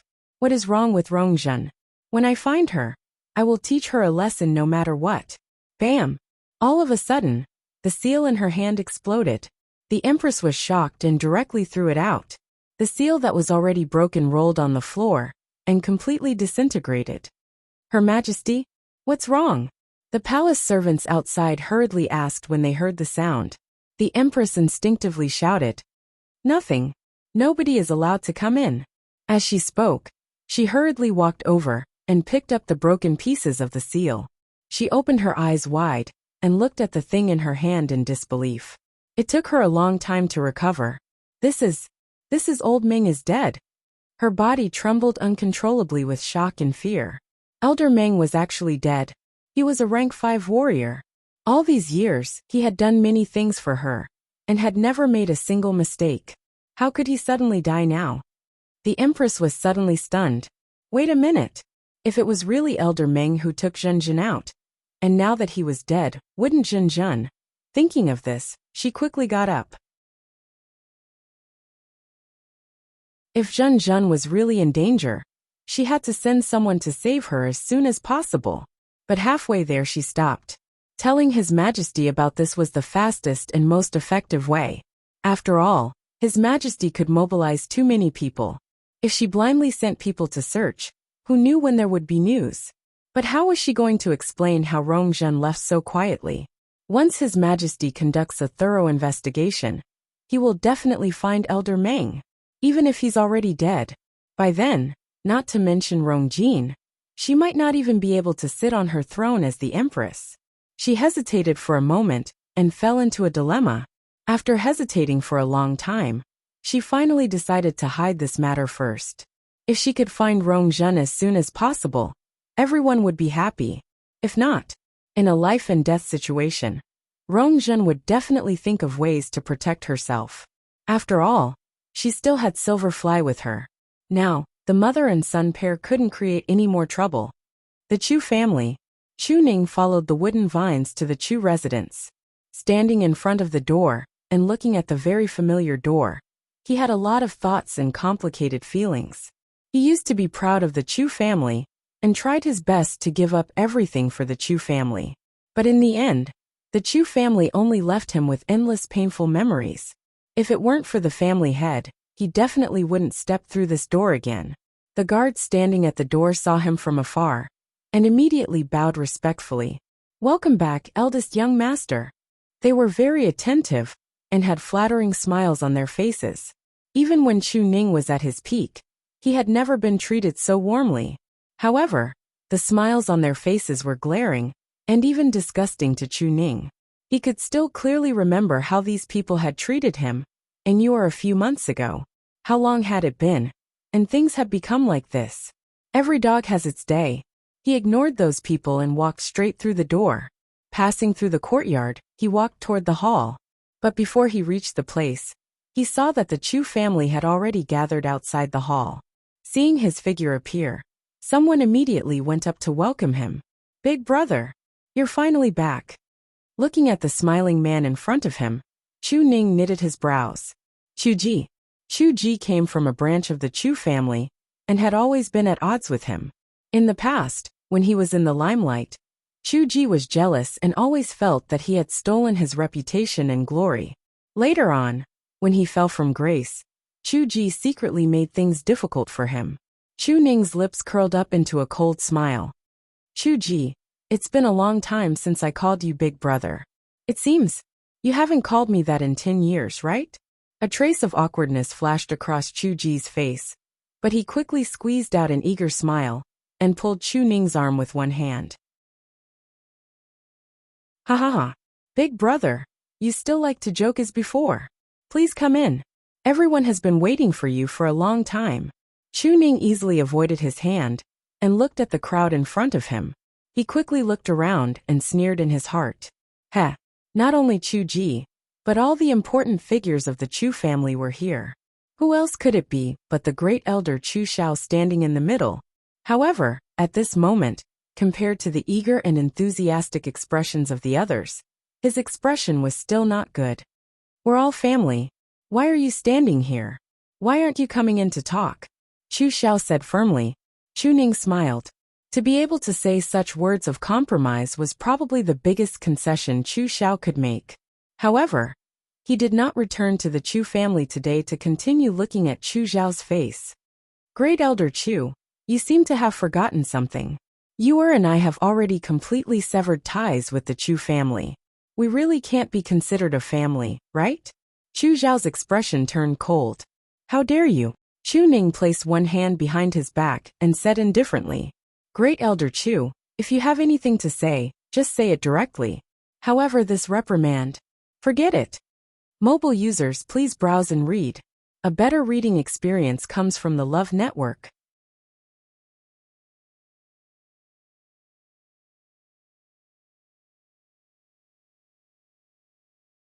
Chapter 325. Just as Chu Xiao was about to flare up, the person beside him hurriedly whispered, First Elder. It wasn't easy for us to invite Chu Ning back. Don't fall out because of an argument. Business is more important. Business is more important. Chu Xiao could only suppress the anger in his heart. In any case, the invitation had already been written. It was not a big deal for him to lower his stance now. This was not only for the Chu family, but also for himself. Thinking of this, he adjusted his expression and restrained the anger on his face.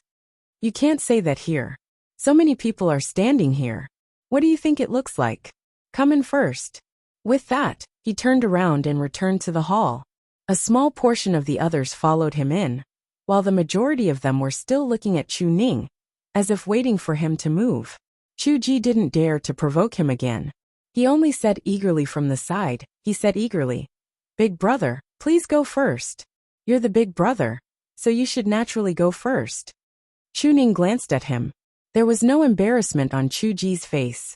Instead, it was filled with excitement and fawning. Seeing that Chu Ning was sizing him up, he quickly said, Big brother, you haven't been back for a while. You might not be used to it. But don't worry, just tell me if you have any instructions. I'll definitely do it for you. Chu Ning could see the sincerity in his words. Chu Ji really did not hold a grudge over what happened just now. Instead, he was wholeheartedly trying to please him. How ironic. Chu Ning shook his head and walked towards the hall. Seeing him walk in, the others followed him in. Chu Ning was arranged to be the first on the left. Other than the seat of honor, where Chu Xiao usually sat, this was the most honorable seat. It was even ranked before the other elders of the Chu family. However, Chu Ning could not be bothered with this and sat down.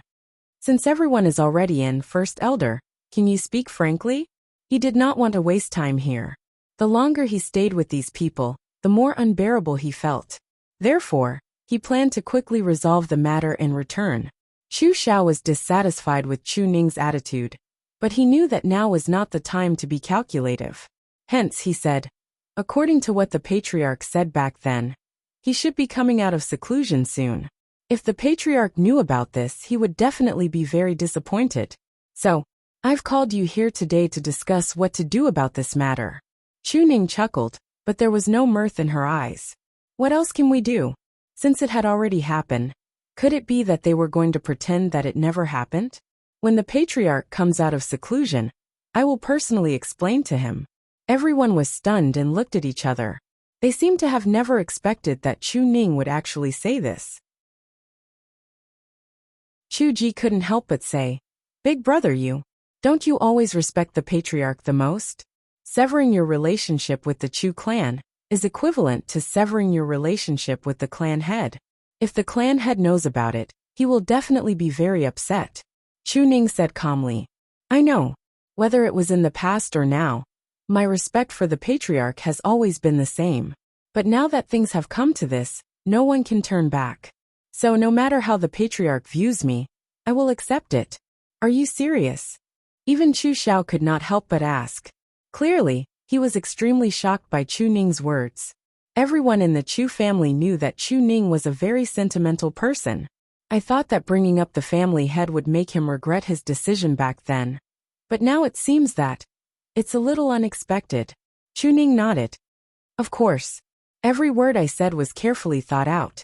The hall fell into an awkward silence. He had already said this, so how could the others say anything?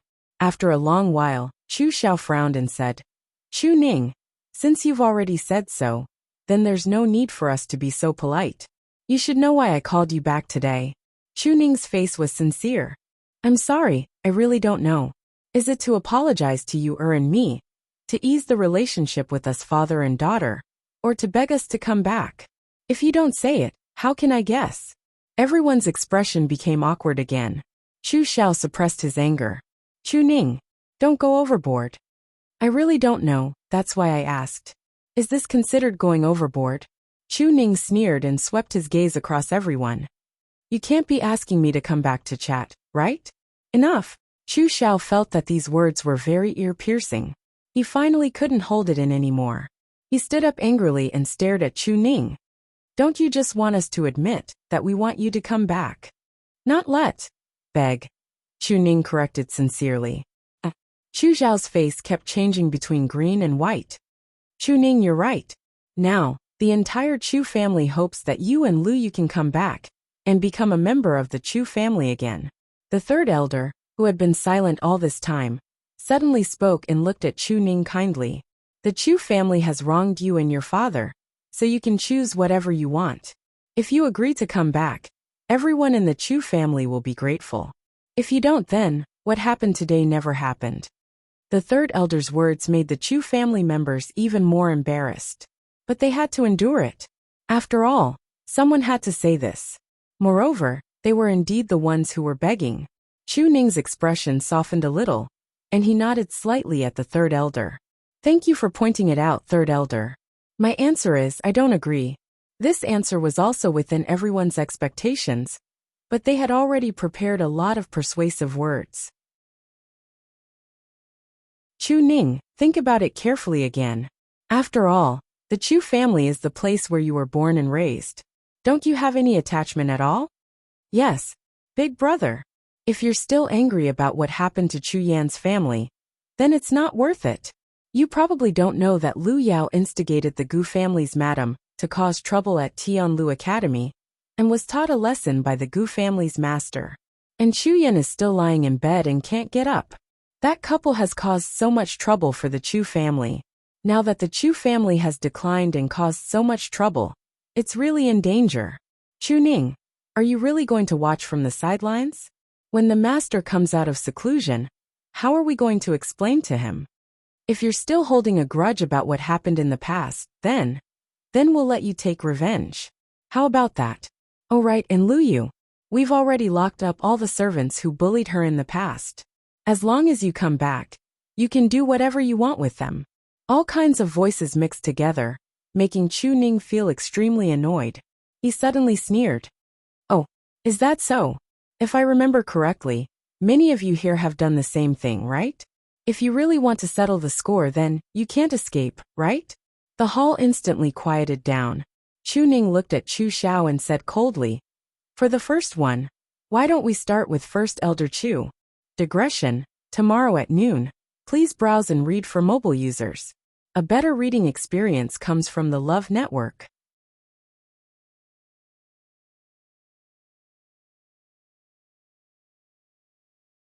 Chapter 326.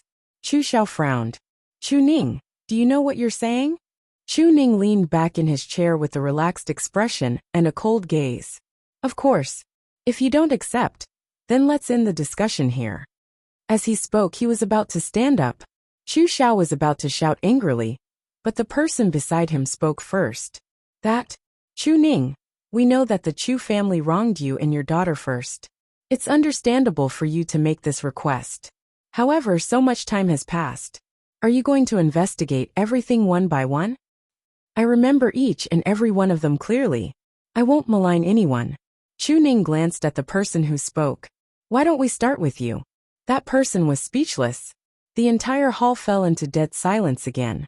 Who knew what Chu Ning would think of to punish and take revenge on them? Only a fool would stand out at this time. However, it was difficult for them to give up just like that. Chu Ning had been promoted to the commander of the Imperial Guards and held great power in his hands. However, this was not the most important thing. The key to the problem was still Chu Luyue. It would be fine if she was just an ordinary cultivation genius, but she was clearly more outstanding than most people. Otherwise, she wouldn't have been able to take first place twice in the Qingjiao competition. Moreover, she was extremely talented as a celestial physician. From the moment she could refine pills, she was already considered a true celestial physician. One had to know that no one in the Chu family had achieved this in so many years. What made them even more tempted was that Chu Luyue had a Daijinjuan meridian, and was chosen by Mu Qinghe to cultivate in the Tianling dynasty in the future. What an honor this was! If Chu Luyue was still a member of the Chu family, then the entire Chu family's status would instantly rise. By then, not only would they be able to maintain their position as one of the four major families, they might even be able to replace the C family as the #1 family. How could they give up such a huge temptation in front of them? Big brother, for the sake of the master, why don't we compromise? Chu Ji cautiously said. Chu Ning asked. What do you mean? Chu Ji glanced at Chu Xiao and smiled awkwardly. About that. If we were to count the things that happened in the past one by one, it would be quite troublesome. Why don't we formally apologize to you, and Lu Yu and compensate you according to your suggestions? In order to show our sincerity, this matter should start with the great elder. How about it? Chu Xiao raised his eyebrows. Chu Ji, do you want this old man to lower his head and apologize first? Cough cough, Grand Elder, you don't have to be so blunt, except for the patriarch. Right now, you are the most respected person in the Chu clan. Isn't it the most convincing to start with you? Even if it's for the Chu family. Chu Ji lowered his voice when he said the last sentence, but everyone in the hall heard it clearly. Everyone's hesitant and worried expressions quickly dissipated. First Elder, what Chu Ji said makes sense. You have indeed given Chu Ning and his daughter a lot of grievances in the past. It is only right for you to apologize. Yes. You've already written the invitation. Didn't you ask Chu Ning to come back today to discuss a solution? It's best to turn big problems into small ones and small ones into nothing. First Elder, didn't you say that we are all family? Since we are family, it's fine to lower our heads. Chu Xiao was so angry that his face turned green.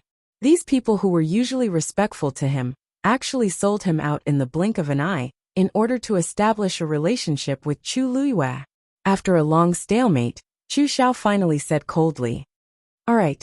In that case, this old man will apologize to you. Chu Ning smiled faintly. First Elder, are you apologizing or lecturing people? Chu Xiao choked. The people beside him hurriedly approached and said, First Elder, think about Vice Admiral Mu. The other families didn't have the chance to establish a relationship with him. And the fact that the blood of the Chu family flowed in Chu Luyue's body was indisputable. As long as they were willing to agree to come back, these small matters wouldn't be a problem at all. Chu Xiao took a deep breath. In the past, this old man did some terrible things and hurt you and your father. Now, I apologize to you, I'm sorry. Chu Xiao's body trembled as he gritted his teeth.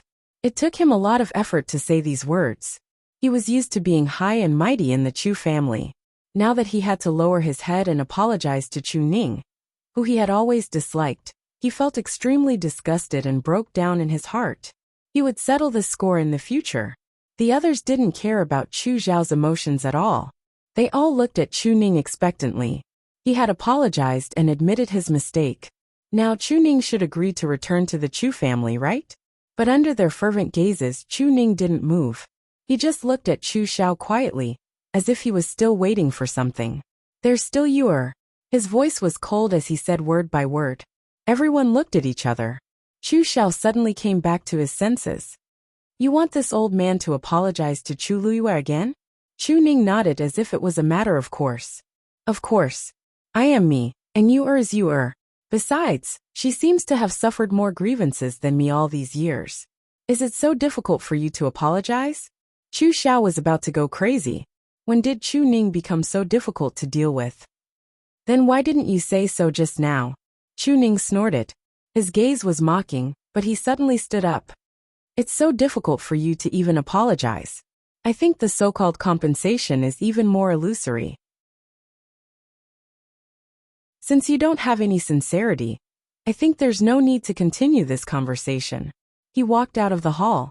When the patriarch comes out of seclusion, I will naturally explain everything that you and I did. I believe he will understand. As for you, good luck. Wait. Seeing that Chu Ning was really about to leave, Chu Xiao finally threw caution to the wind. As long as Chu Luiyue agrees to return to the Chu family, then this old man will personally apologize to her until she is satisfied. How about it? Chu Ning stood still, and a mocking smile appeared on his face. He turned around and looked at Chu Xiao. There's no need. Chu Xiao was stunned. What? Chu Ning laughed softly, but his voice was as cold as ice, chilling to the bottom of one's heart. The Chu family gave birth to me and raised me. If I say that I don't have the slightest bit of nostalgia for the Chu family, it would definitely be a lie. So, whether it's for the sake of the Chu family's nurturing of me in the past, or for the sake of the patriarch who is about to come out of seclusion, I can let bygones be bygones, and let bygones be bygones. But you can't. I remember clearly what you did to you, and I will never forget it in this lifetime. Even if all of you kneel on the ground and kowtow to apologize, even if you is really willing to forgive you, I can't do it. Digression. Slowly updating. Mobile users, please browse and read. A better reading experience comes from Love Network.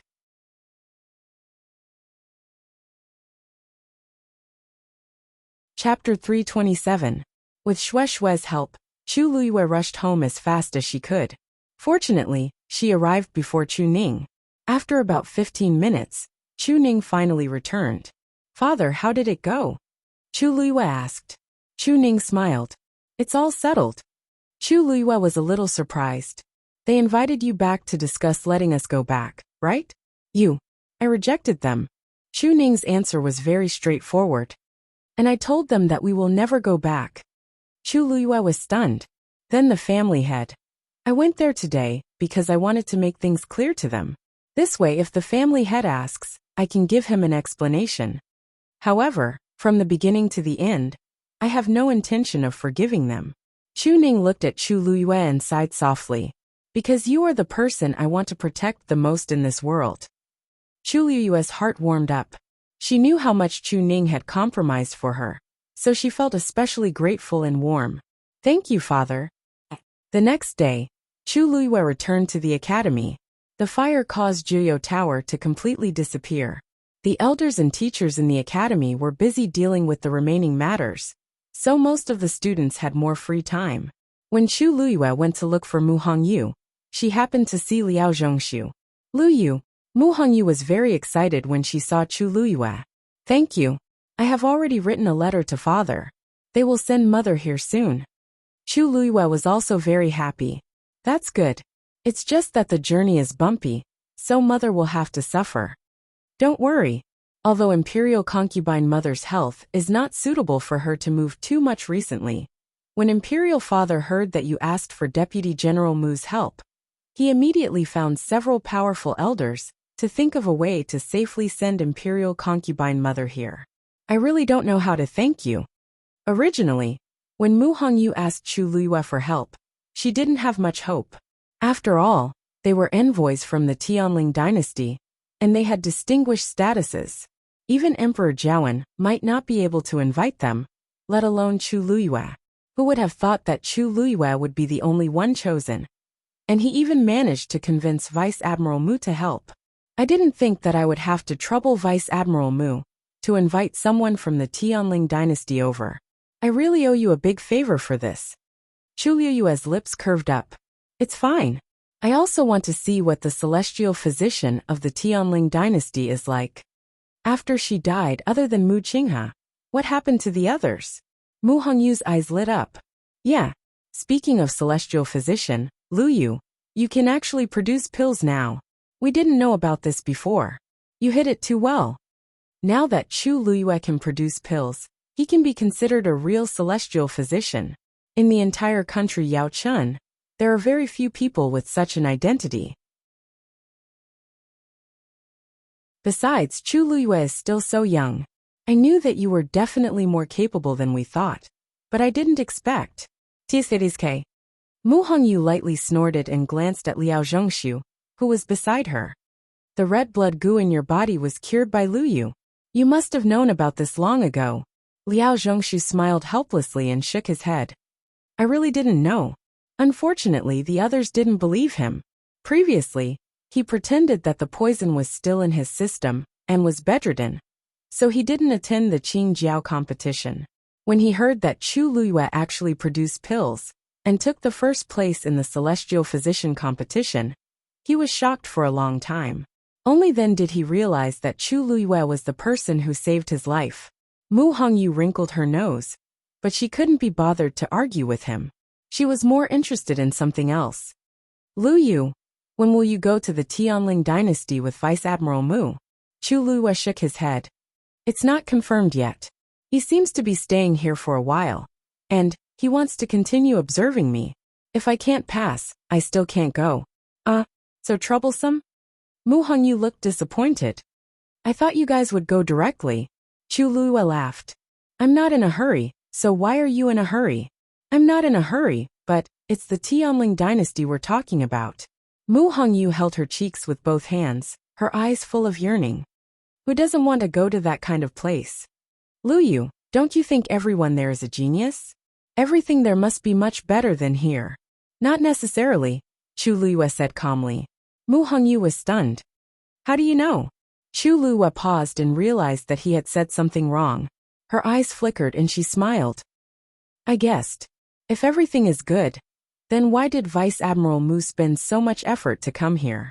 Now that you mention it, it does make sense. Mu Hongyu's eyes turned, and she suddenly thought of something. Right. You won first place in the Qingjiao competition, and chose to go to Taiyan Academy's library to read for a month. However, Vice Admiral Mu has already chosen you. Do you still want to go? Although this is an extremely rare opportunity, it's not worth mentioning compared to the Tianling dynasty. Unexpectedly, Chu Luiyue said without hesitation. I'll go. I'm planning to talk to Vice Admiral Mu about this today. What? Mu Hongyu and Liao Zhongshu were shocked. Are you serious? You're really going? Lu Yu, do you know how many people don't have the opportunity to go to the Tianling dynasty like you? You're actually choosing Taiyan Academy? Mu Hongyu widened her eyes. She felt that Chu Luiyue's decision was unbelievable. Liao Zhongshu was about to speak, but he suddenly remembered the red blood goo and swallowed his words. Chu Luiyue smiled. I have my own plans. In fact, she did not plan to stay there for a month. As long as there was any movement on Mu Qinghe's side, she could immediately come back. Moreover, although Mu Qinghe did not say it explicitly, based on Chu Luiyue's understanding of him, he should be planning to stay here for a long time. Chu Luiyue did not think that the reason he was staying was because of her. Therefore, this was also something that she was very curious about. Mu Hongyu wanted to say a few more words, but when she saw Chu Luiyue's determined expression, she gave up. All right. When are you going? The people from Taiyan Academy seem to have left today. Our academy's elders were wrong, and Elder Wei Qing from Nanfeng Academy also went. Chu Luiyue understood. This was obviously to investigate Heng Jingxue and the others. She thought for a moment. It won't be too late for me to go after your mother arrives. Mu Hongyu was stunned, and her eyes reddened. Lu Yu, thank you so much. It's nothing. Chu Luiyue's lips curled up slightly. Mu Hongyu suddenly said, Oh right. After you returned home yesterday, Chu Xianmin looked for you. Mobile users, please browse for a better reading experience from Love Network.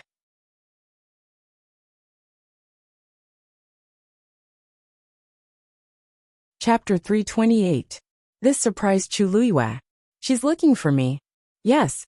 I don't know what she wants to do.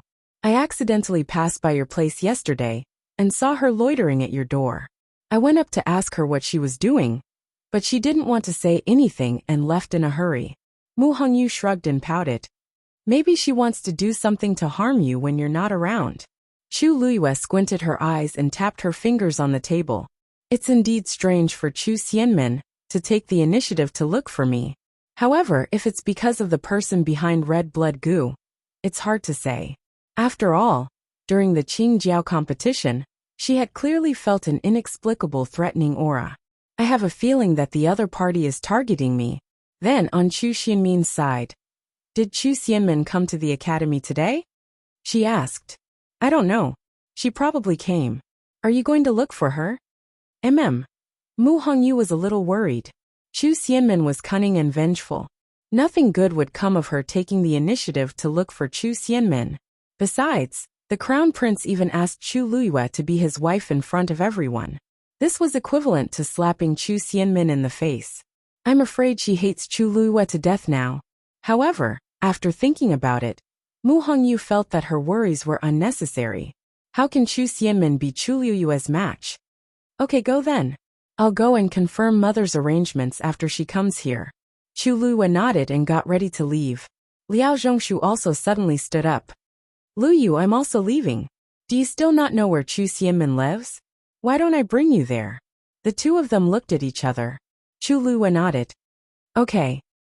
The two of them walked towards Chu Xianmin's residence. Liao Zhongshu sighed. Luyu, I owe you my life. If you need anything in the future, just let me know. Chu Luiyue looked at him. He had just recovered from a serious illness, and his face was still somewhat pale. However, the expression in his eyes was incomparably sincere. Perhaps I can't help you with anything now, but as long as you say the word, I will go through fire and water without hesitation. Chu Luiyue looked at him for a while and nodded gently. It's a deal. Liao Zhongshu smiled in relief. The two of them continued to walk forward for a while. Liao Zhongshu stood still and pointed at a certain place ahead.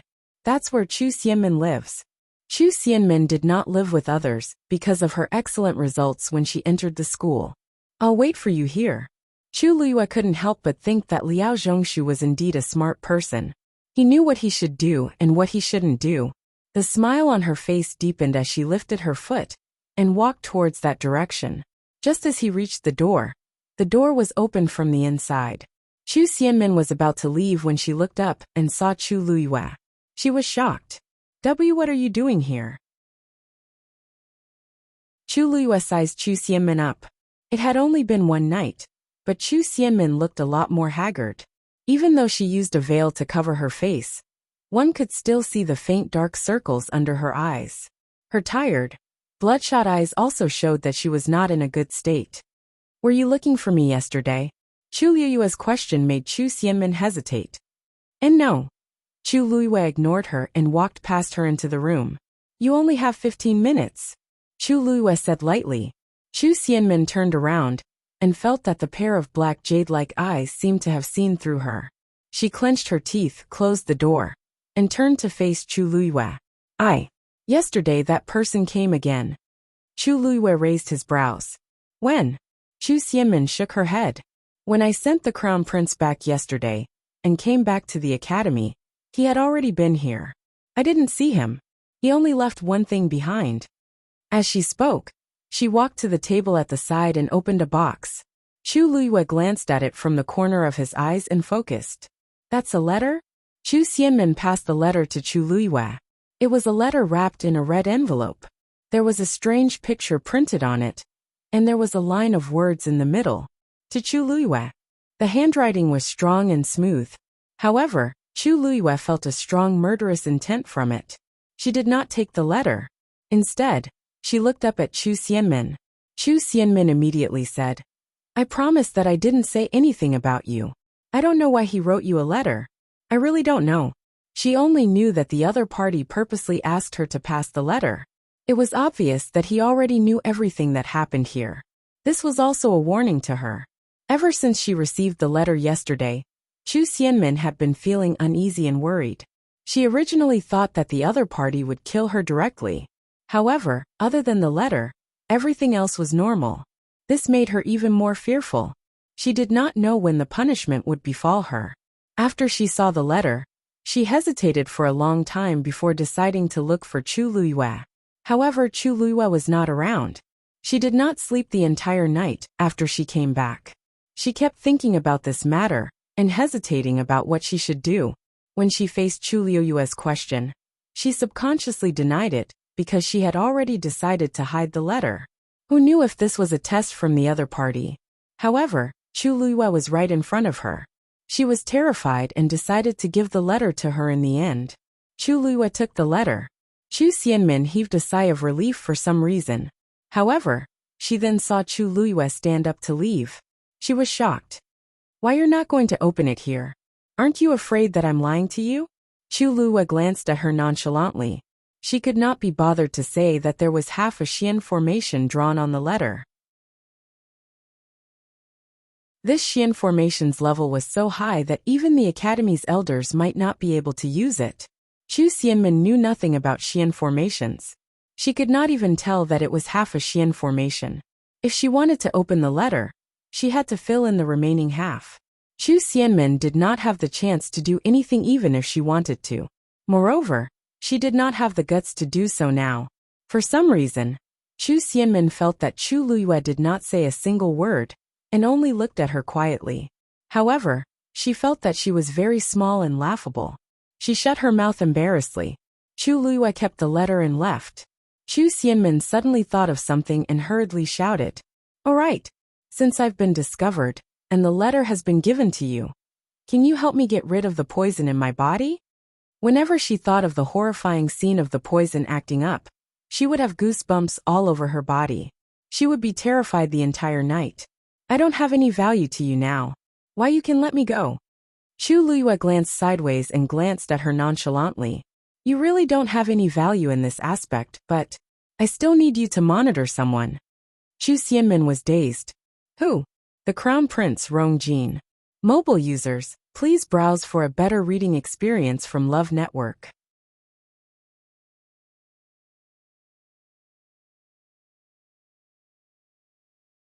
Chapter 329. Si Family. Study Room. Si looked at the Empress, Si Huijing in shock. "You said that Elder Meng is dead, and Rongjin is missing? When did this happen?" The Empress knitted her brows tightly. "Yesterday." "Then, why did you only tell me now? When I found out about this, it was already evening. How could I come out then? I even had to beg His Majesty for a long time to come today." The Empress rubbed her temples in frustration. She didn't sleep well last night, and she had nightmares. Her head was about to explode today. The Empress had a distinguished status, but she didn't have much freedom. Her every word and action was watched. She told His Majesty that too many things had happened recently, and that she was frustrated. Thus, she wanted to go back to the Si family to take a look, so she came out legitimately. "Then, His Majesty didn't say anything?" asked Si worriedly. The Empress closed her eyes. "His Majesty is angry with Rongjin, and he can't be bothered with me. He also wants to take this chance to give us a cold shoulder, so he naturally won't say anything." Si sighed, and he couldn't hide his anger. "I've heard about everything. Rongjin is too rash. He actually did such a thing. He's too confident in his position as the Crown Prince. Doesn't he know that there are many people in the Imperial City who want to catch him red-handed?" The Empress couldn't be bothered to mention Rongjin, but he was her most important son after all, so she had to help him. "I've already told him off. He promised that he won't do this again." Si sneered and didn't care. If his promise was useful, he wouldn't have done such a thing. "I used to think that Rongjin was petty, but it seems like the problem is more serious than I thought. He's brainless." The Empress glared at him unhappily. "Big brother, it's fine if other people say it, but why are you saying it too? You're his uncle." Si wanted to say something, but when he looked up and saw the Empress's haggard face, he paused and swallowed his words. "Forget it, let's not talk about him.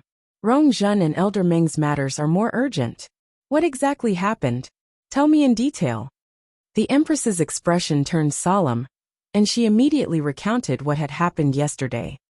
"So we can confirm that Elder Meng is dead, and Rongjin is nowhere to be found?" Si asked blankly. The Empress nodded helplessly. "In the entire Si family, only eldest brother and I know of Elder Meng's existence. Once His Majesty finds out, the consequences will be unimaginable. Therefore, I didn't dare to make it public, and only sent people to search for him in private. We searched for an entire night, but we didn't find any traces of Rongjin. We didn't even find any useful clues." Si fell into deep thought. Since Senior Meng took her out, they must have left the palace. "Have you sent people to search for her favorite places outside the palace?" "I did, but I still couldn't find him." The Empress sighed. "That's why I came here today to ask Big Brother for help.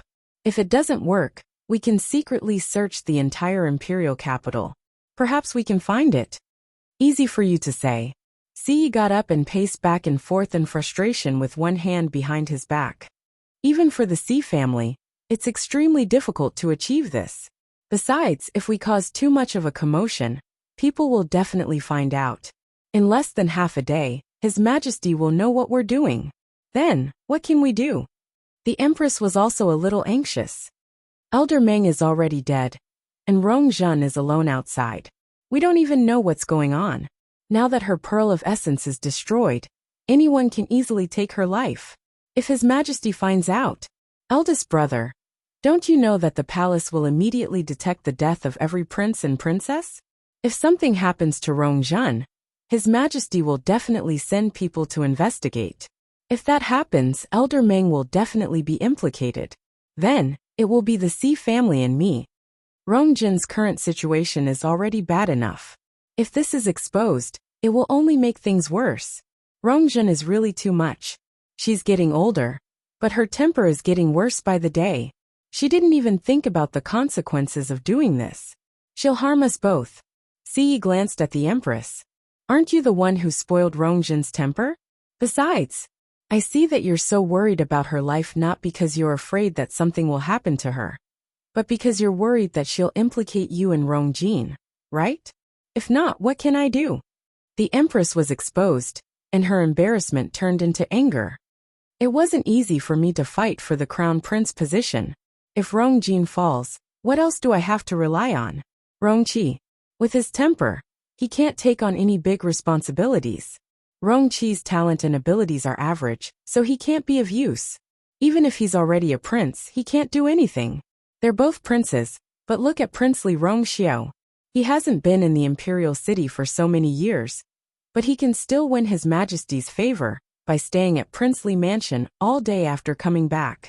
It's really infuriating to compare oneself to others. Yi waved his hands impatiently. Enough. There's no use saying all this now.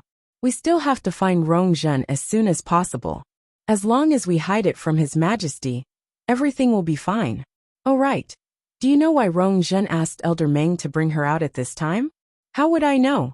Halfway through her sentence, a white light flashed across the Empress's heart. No. Rong Zhen also asked Elder Meng to accompany her out previously. That time, she went to find Chu Luiyue. It was also after that time that Rong Zhen often looked at the same drawing repeatedly. She had unintentionally seen it before, and it seemed to be a simple map.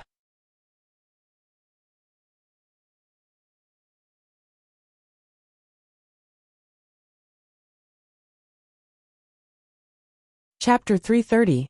If Chu Luiyue didn't do it, what will you do? Yi asked in a low voice.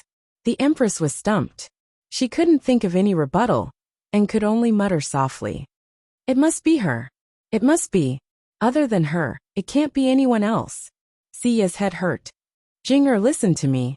I know you're anxious about Rong Zhen's disappearance, and so am I. But we can't do this. At this time we have to be careful. Otherwise, if we're not careful, we'll lose everything. The Empress gradually calmed down. What should we do? Should we just sit here and wait? Yi was silent for a while.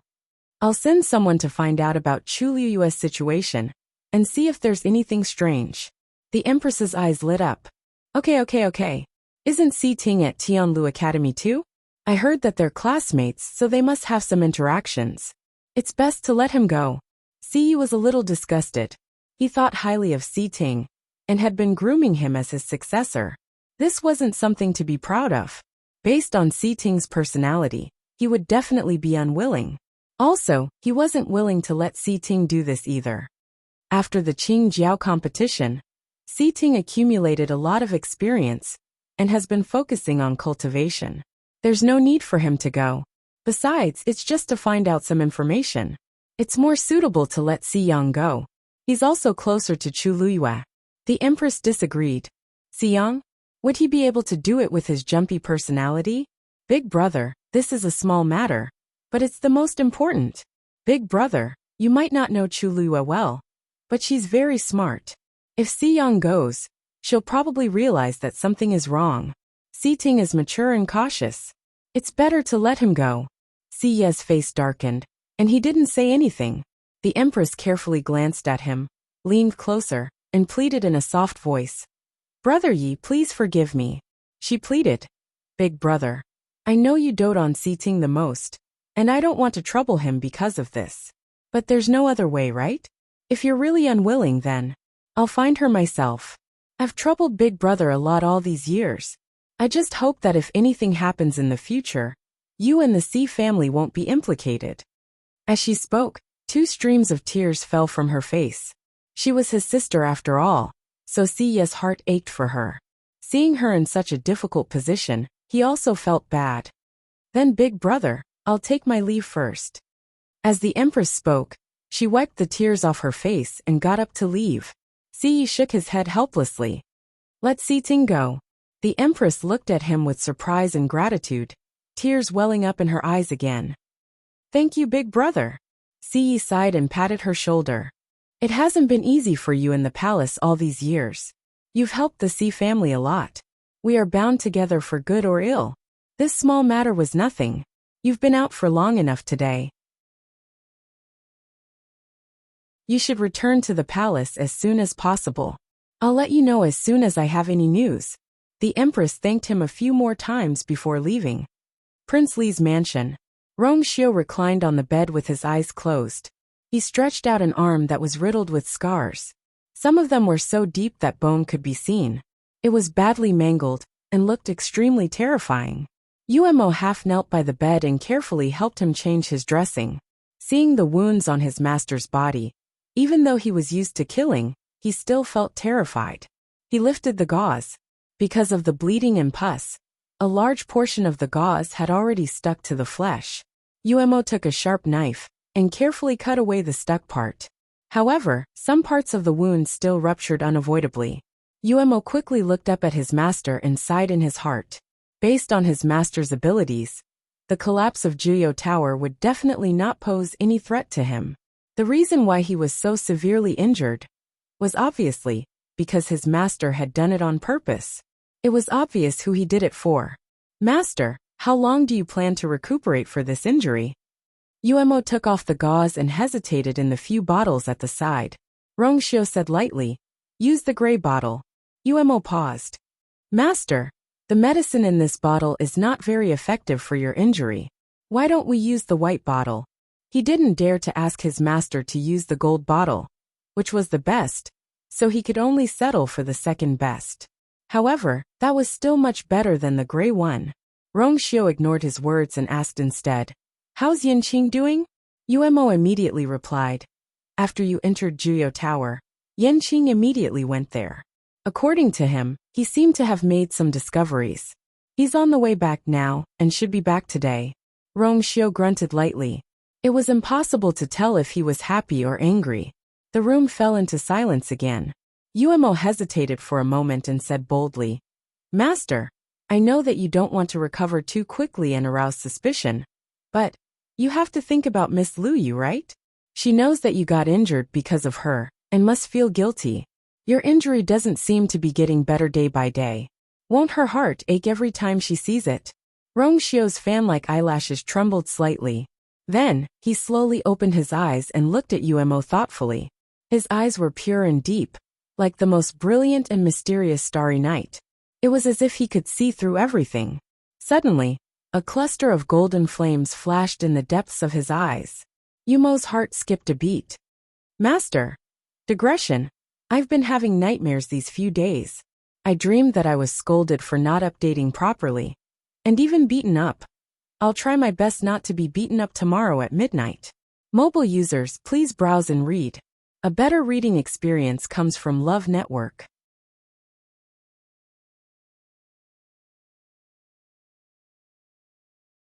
Chapter 331. That golden light quickly disappeared, as if it had never appeared. However, Umo was sure that he had not seen wrongly. His heart trembled as he hurriedly lowered his eyes. Master Yu. Rongxiu closed his eyes. After a while, he opened them again and regained his usual calmness. Continue. His thin lips gently spat out 2 words. Umo picked up the gray bottle and evenly sprinkled the powder inside on Rongxiu's wound. The bitter smell of medicine wafted in the air. Umo carefully bandaged his wound with new gauze while feeling conflicted. After he finished treating Rongxiu's wound and was about to put away the bottles of medicine, he finally could not help but say, "Master, you haven't gone back for a long time. Do you want to take this chance to go back?" Rongxiu's expression was calm, and he did not say anything. Umo knew that this was a rejection, so he could only leave respectfully. However, when he reached the door, he recalled the golden flame that flashed in Rongxiu's eyes. He could not help but turn around and plead, "Master, are you really not going to reconsider? If Miss Luyu finds out, what has Mu Qinghe done in the past 2 days?" Rongxiu suddenly asked. Umo thought carefully and shook his head. "Nothing. Other than the day of the fire at Tianlu Academy's Juyo Tower, he has been staying in his residence for the rest of the time. He has not come out and has not seen anyone." Umo frowned as he spoke. "Master, are you going to stay here and watch over Mu Qinghe? Who knows how long Mu Qinghe will stay here for? However, Master's situation does not allow for any delays." Rongxiu pondered for a moment. "You may leave. Carry on as usual." "Yes." Umo responded but was still hesitant. "Then, do you want to make arrangements for your return now?" Rongxiu shook his head. "I know what to do." "Yes." Liao Zhongshu didn't have to wait long before he saw Chu Luiyue walk out of the room. He asked in surprise, "So fast?" Chu Luiyue smiled. "Yes. I found some clues. I'll go back and think about it." "You should go back too." Only then was Liao Zhongshu relieved. He bid farewell to Chu Luiyue and left. Chu Luiyue returned to his residence alone. She went up to the second floor, entered her room, and locked the doors and windows before taking out the letter. At first glance, this letter was no different from an ordinary letter. However, the complicated Xian formation on it made Chu Luiyue understand that this was a letter that the other party had deliberately sent to target her. She took a deep breath. This Xian formation should be a level 5 Xian formation, but its difficulty could be considered one of the highest. Even a true level 5 mystic cultivator might not be able to successfully fill in the remaining mystic formations. The strength she had shown to the outside world was definitely not at this level, but the other party had sent such a letter. There was only one explanation. The other party firmly believed that she could solve the Xian formation and open this letter. Chu Liyue's hand that was holding the letter tightened slightly. In this world, there were very few people who knew that she had such strength. Then, who was the person who was targeting her and knew her so well? Chu Liyue had a faint premonition.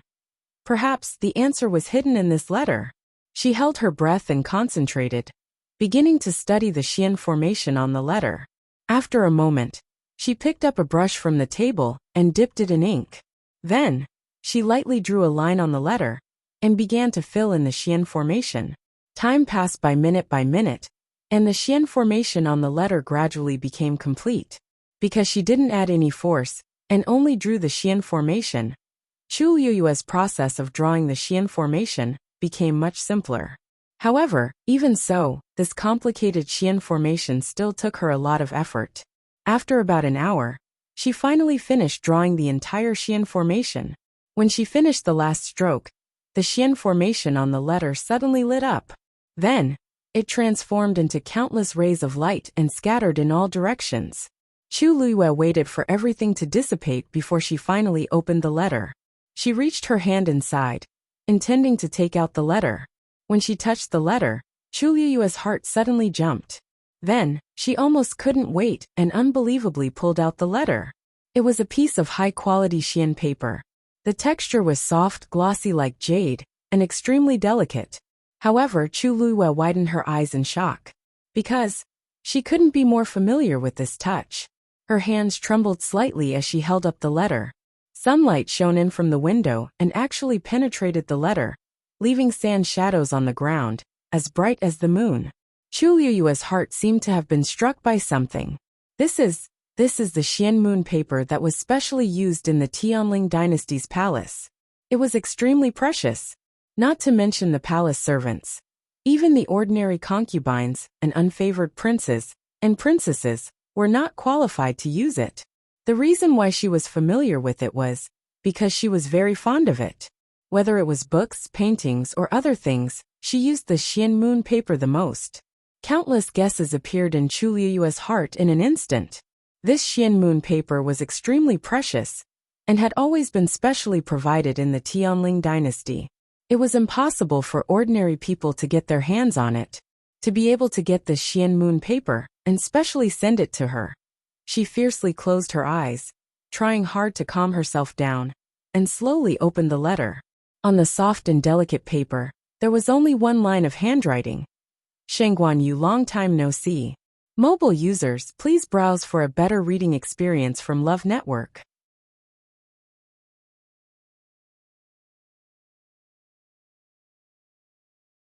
Chapter 332.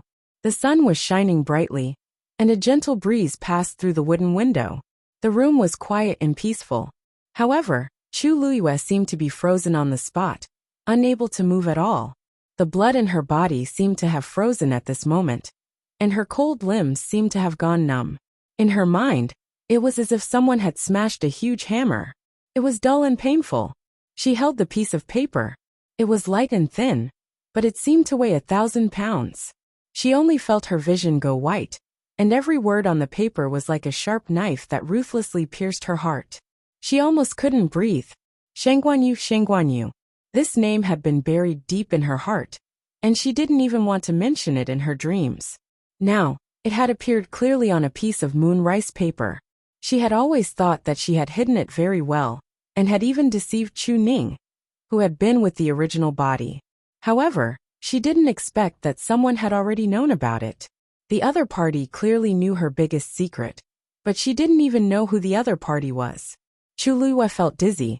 She bit the tip of her tongue hard, letting the sharp pain wake her up. She quickly looked around. After confirming that there was no one else around, she heaved a heavy sigh and looked at the letter carefully. There was only one sentence on the paper. Other than that, there was nothing else.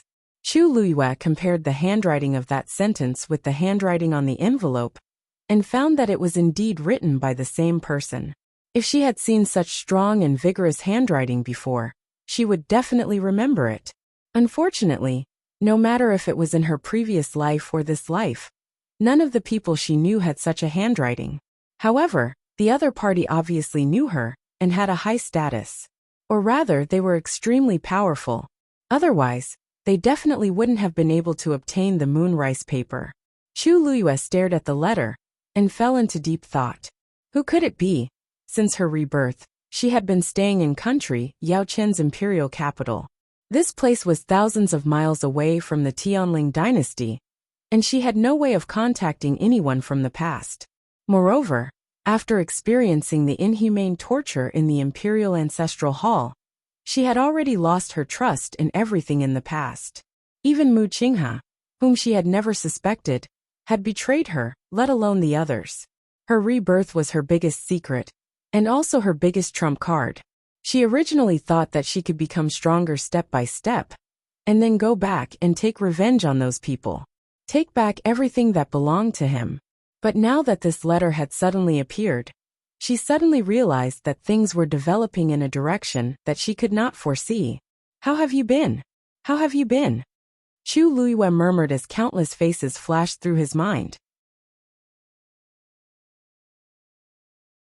Judging from his tone, he seemed to be quite familiar with her. However, she really couldn't figure out who the other party was.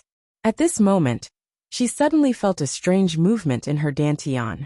Holding his breath and concentrating, the original spirit looked inside. Inside his dantian, the water droplet quietly floated. Directly below, within the heavenly square medicinal cauldron, a black-colored flame transformed into a legendary three-eyed eagle illusion. It was ferociously staring at the outside of the heavenly square medicinal cauldron. Dumpling? The two fiends were fighting with each other through the transparent heavenly square medicinal cauldron. Judging from the burnt fur on Dumpling's body, they had been fighting for a long time. Chu Liyue couldn't help but hold her forehead. Why are you fighting again? It hasn't even been 2 days since you came out of Juyo Tower, and you have already fought 5 times. Haven't you fought enough? Dumpling remained motionless, as she stared at the legendary three-eyed eagle opposite her. Although the legendary three-eyed eagle was a divine beast, it didn't have a physical body now. Only a soul was left in the karmic fire, and its size was about the same as Dumpling's. The legendary three-eyed eagle's scarlet eyes were indifferent and cold. If it wasn't trapped in the heavenly square medicinal cauldron, it would have long rushed out and killed this reckless thing in front of it 1,000 times. No matter what, it was a renowned paragon back then. Now it was reduced to fighting with a mere blood ferret. It was really shameless.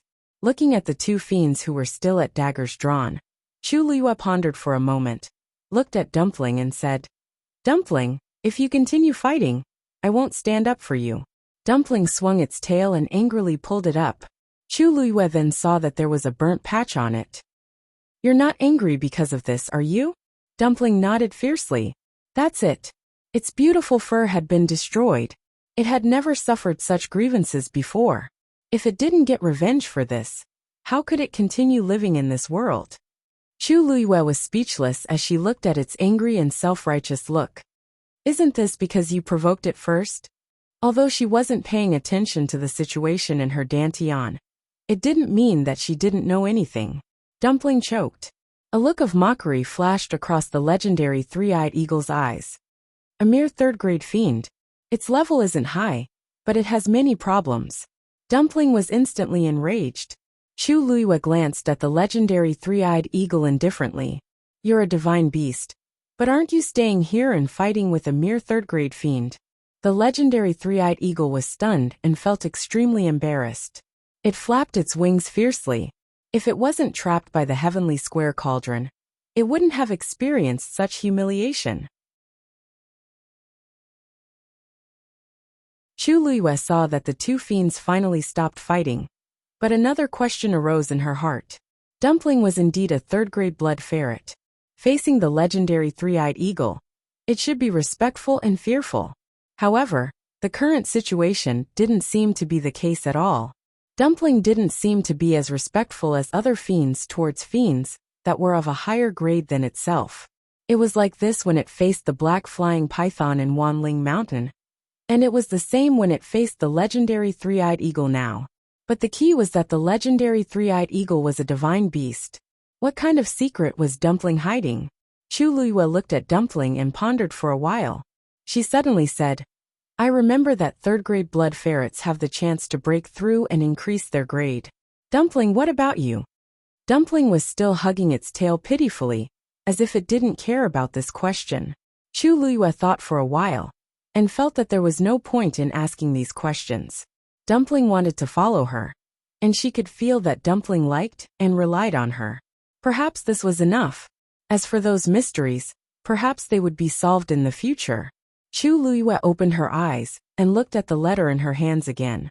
After a while, she put the letter away and placed it in her cosmic bag. The C family. Study room. Si Ting looked at Si. His brows were slightly knitted on his cold face, and it was obvious that he didn't agree. "You're asking me to find Chu Liyue to ask about Rongzhen's whereabouts?" Si coughed. "I know that you don't like to do these things, but this is very important. I can only rest assured if I leave it to you." Si Ting paused and said coldly, I'm not going. Mobile users, please browse for a better reading experience from Love Network.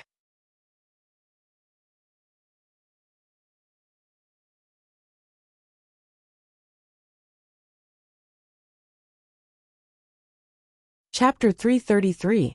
Si had already expected Si Ting to reject him, so he wasn't surprised and patiently persuaded him. Si Ting, I know that you have dealings with Si Yang and Chu Liyue. This isn't difficult for you. Master, I can't follow your orders. Si Ting interrupted Si, which was rare of him. Si was stunned for a moment. It was only then that he realized that Si Ting was very resistant to this matter. But this doesn't just involve Rongzhen. It also involves the Empress and Rongjin. After all, the Empress is a member of the Si family. If anything happens to them, it will be a huge problem for the Si family. Si Ting glanced at Si Yi and calmly asked, The Empress is the fourth princess. She should immediately inform His Majesty about her disappearance, and get the Imperial Guards to look for her. Why would the Empress secretly let the C family do this? Also, it somehow involves Chu Luyue. He remembered that Rong Zhen and Chu Luyue didn't interact much. The only time they met was at Crown Prince Rong Jin's birthday banquet. That time, Rong Zhen purposely humiliated Chu Luyue in front of everyone. But she was taught a lesson by Chu Luyue in the end. Perhaps Rong Zhen hated Chu Luyue from then on. According to her personality, it wasn't surprising that she secretly attacked Chu Luyue after that. But now that she's missing, what does it have to do with Chu Luyue? Siyi was at a loss for words. He couldn't tell Si Ting about Elder Meng's existence. But Si Ting was stubborn. If he wanted to get to the bottom of it, then these things are very complicated. Anyway, even if it's for the Si family, what can you do by asking? Siya's head hurt. As long as you don't let Chu Luyue find out that you're asking about Rong Zhen, she'll definitely know. Si Ting said resolutely. Chu Luyue was smarter than expected. Many times, even he couldn't tell what she was thinking. Master, I've been classmates with Chu Luyue for a few months, so I have some understanding of her. If this matter really had something to do with her, then once I open my mouth, she would definitely be immediately alarmed. On the other hand, if there's no relationship between them, then asking her out of the blue will only arouse her curiosity and suspicion. Therefore, no matter how one looked at it, it was useless to get any information from Chu Luyue. Siyi leaned back in his chair and fell into deep thought. He knew that Si Ting's words made sense. But other than that, what else could he do? Get someone else to go. He was really worried. Si Ting looked at him with a dark expression. Patriarch, Chu Luyue has already been selected by Vice Admiral Mu. Do you really want to put the entire Si family in danger for the Empress and the Crown Prince? Siyi was suddenly shocked. Mu Qinghe was resting in her room. Red Demon stood by the window and groomed its feathers from time to time. The wounds from the previous fight had already healed, but it still felt that it had affected its image, so it had been staying obediently for the time being. It wanted to wait until it was completely healed before going out. Once bitten, twice shy. I've taught you this lesson too many times. If you don't listen, you'll be the one who suffers in the end. Mu Qinghe glanced at Hong Yao and poured herself a cup of tea. Hong Yao pretended not to hear anything. Mu Qinghe looked at the rising white smoke without any expression on his face. You're only a 7th grade fiend now. How dare you fight with a divine beast? Hong Yao froze. It had not revealed anything from the beginning to the end. How did Mu Qinghe know? Mu Qinghe narrowed her eyes when she saw its reaction. It seems like it's true. It had been tricked. Hong Yao suddenly understood and was very annoyed. Mu Qinghe was just guessing and tricking it. Hong Yao glared at Mu Qinghe fiercely. It was always like this. It would betray its master sooner or later. Mu Qinghe picked up the teacup and rubbed it slowly. Divine beast. This place is indeed. His voice was very low, and it was almost inaudible. Suddenly, Hong Yao felt a familiar aura. Its eyes lit up as it flapped its wings and flew outside. Mu Qinghe looked up slightly and looked at the door with deep meaning. Chu Luyue looked up slightly and looked at the house in front of her. This was Mu Qinghe's residence in the Imperial City. There were no guards outside the door, and even the streets beside it were deserted. She didn't meet anyone on her way here. Those who didn't know would find it strange if they came here. However, Mu Qinghe was the one living here, so everything made sense. In the Imperial City, there were countless people who wanted to visit Mu Qinghe in order to establish a relationship with him. However, nobody dared to do so. Even Emperor Jiawen didn't dare to disturb him, let alone others. She heard that Emperor Jiawen originally wanted to send a few people to serve Mu Qinghe, but he rejected them all. Hence, there wasn't a single servant inside or outside the house. Mu Qinghe lived here by himself. However, there was a transparent barrier outside the door. From afar, one wouldn't notice anything strange. However, once one got close, they would immediately feel a strong suppression. Chu Luyue was thinking about how to knock on the door when a green figure suddenly flew out from the wall and went straight for her. Hong Yao. Chu Luyue looked shocked, but she thought in her heart, Hong Yao's sensitive sense of smell is still the same as before. It can even tell that it's me from so far away. Hong Yao happily flew in front of Chu Luyue. I was about to die from boredom these 2 days. I didn't expect Chu Luyue to come today. Hong Yao, your master. Creak. Before Chu Luyue could finish her sentence, the door suddenly opened from the inside. An entrance appeared above the spirit formation. Hong Yao quickly flapped its wings, urging Chu Luyue to hurry in. Chu Luyue's lips curved up slightly as she walked in. Walking through the front yard and the corridor, Chu Luyue finally came to a room. The door was open, and Mu Qinghe was sitting inside drinking tea. Chu Luyue was hesitating whether to speak or not when Mu Qinghe said without raising her head, "Just come in." Chu Luyue followed Hong Yao in. "Greetings, Vice Admiral Mu." After the first time, it was much easier to bow to Mu Qinghe again. Only then did Mu Qinghe look up. "If you feel bored here, then you can go and focus on your cultivation." Chu Luyue was stunned for a moment, before realizing that these words were directed at Hong Yao. Red Demon rolled its eyes, unwilling to give up. It had heard this kind of words countless times. If it was in a good mood, it might listen to it. But now she was here. How could it be dismissed like this? Hong Yao landed next to Mu Qinghe's hand and drank tea from her teacup. Half of its head was almost buried in it. After drinking enough, it raised its head and shook its head violently. The tea splashed everywhere. Mu Qinghe gave it a warning look. Chu Luyue suddenly said, "Vice Admiral Mu, I came here today to discuss something with you. Mobile users, please browse and read. A better reading experience comes from the Love Network."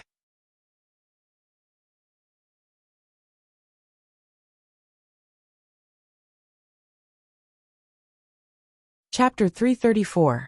Mu Qinghe then looked at Chu Luyue. His voice was as cold and indifferent as ever. "Speak." Hong Yao knew when to stop. It immediately took the opportunity to run and hide behind the window. Chu Luyue glanced at it from the corner of her eye and sighed in her heart. Hong Yao was really troublesome. It knew that Mu Qinghe hated it when people touched his tea, but it still dared to do so. It was really rare for it to survive until now. It was strange. Mu Qinghe came from a humble background.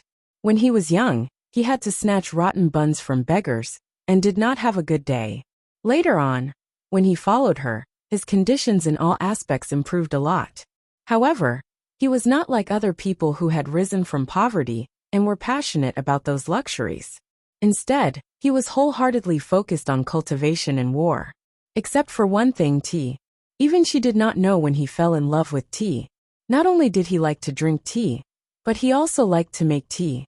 Chu Luyue remembered that he had good tea brewing skills. Even the tea masters in the palace might not be comparable to him. She stopped thinking and looked at Mu Qinghe. She briefly told him her plan. "So, I'm here this time to hope that you can approve it. As for the length of time I stay in Taiyin Academy, it's up to you." Mu Qinghe picked up another cup and poured a cup of tea. He looked at Chu Luyue with a scrutinizing gaze. "It seems like you're sure that I won't leave here in the short term.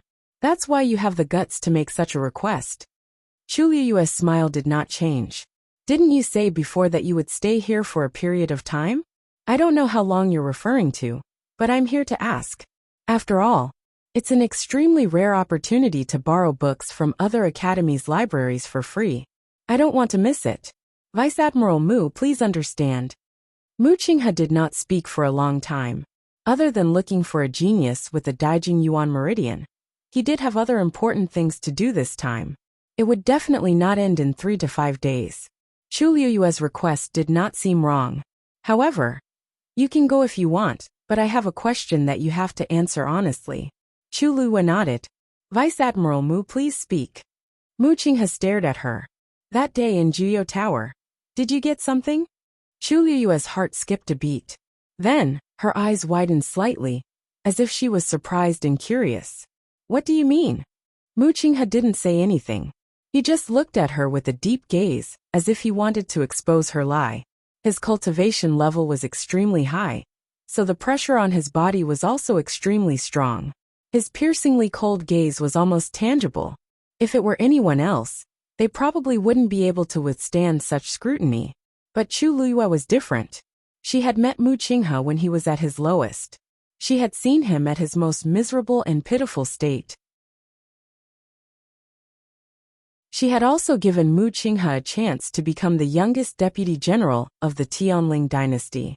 She had seen him in his most glorious state. Hence, Mu Qinghe's gaze was completely useless to her. She frowned slightly, as if she was thinking. After a while she shook her head. Vice Admiral Mu, I'm sorry. I really don't know what you're talking about. That day, the situation was critical. Prince Li and I escaped with great difficulty. Not only did we not bring anything with us, but we also almost lost our lives there. What exactly do you want to ask? Mu Qinghe looked at the woman in front of him. Intelligent, quick-witted, and a genius. Her expression was so sincere that it even made him wonder if his initial guess was wrong. Chu Luiyue pursed her lips hesitantly. Then, she asked softly in a probing tone. Vice Admiral Mu? Are you looking for something? Mu Qinghe's gaze sharpened. The aura on his body instantly surged, and it surged toward Chu Luiyue. Screech! Hong Yao let out a clear cry. A green flame instantly flew in front of Chu Luiyue. It transformed into a barrier. It blocked Mu Qinghe's coercion outside. The two forces fought crazily. Bang! The tea set beside Mu Qinghe's hand shattered. Even the entire set of tables and chairs had many cracks on them. Chu Luiyue frowned slightly. She was just asking a probing question. She didn't expect Mu Qinghe to have such a big reaction. This only proved that she was right. But, why did Mu Qinghe come all the way here? What exactly is he looking for? The forces of both sides gradually dissipated, leaving the entire room in a mess. Chu Luiyue glanced at the broken teacup on the ground. It seemed to be freshly soaked Jinjun Mei. In the past, Mu Qinghe never drank this kind of tea. She retracted her gaze. Vice Admiral Mu, did you misunderstand something? I just wanted to say that very few people set foot on the upper floors of Jiyo Tower. Prince Li and I were able to come out safely from the 6th floor thanks to the things his mother left there. If you really want to find something, perhaps Prince Li will have some clues. The murderous intent in Mu Qinghe's eyes gradually faded. No need. As soon as he finished speaking, the room fell into a dead silence. Chu Luiyue felt that if this continued, the matter might not be settled. She could only cough to break the deadlock. Vice Admiral Mu, your tea spilled. Why don't I compensate you with a pot of tea? I happened to get a bottle of superior grade Jinjun Mei some time ago. Although it's definitely not good enough for you, but no need. Mu Qinghe interrupted her and paused for a moment. I'll give you 10 days. Chu Luiyue smiled happily. Thank you, Vice Admiral Mu. Although this person's temper became more and more unpredictable, she was still very happy that he was willing to agree to her request. Mu Qinghe looked at the smiling girl in front of him and was momentarily dazed. That pair of bright and pure black jade-like eyes were too similar. They were clearly two different faces, but when they smiled, the expression between their eyebrows was so similar. However, when he took a closer look, he felt that it wasn't the same. There were too many things hidden in Chu Luiyue's eyes. That was an expression that only someone who had experienced countless hardships would have. She was different. She was always noble, pure, and clean. Mu Qinghe averted his gaze without batting an eyelid. During this period of time, the number of times he had thought of her was simply too frequent. This was not a good thing. Go back. Remember, you only have 10 days. Chu Luiyue noticed that Mu Qinghe's mood seemed to have changed a little, but she knew that it was no good for her to stay, so she happily bowed and left. Hong Yao followed her to the door reluctantly. She had only been here for a short while, and she was leaving. Moreover, according to what they said just now, didn't it mean that it would not see her for the remaining 10 days? Chu Luiyue walked to the boundary and looked back at Hong Yao, who was reluctant to leave. She leaned closer and whispered, "You're too young. I'll bring you a gift when I come back." Mobile users, please browse and read. A better reading experience comes from the Love Network.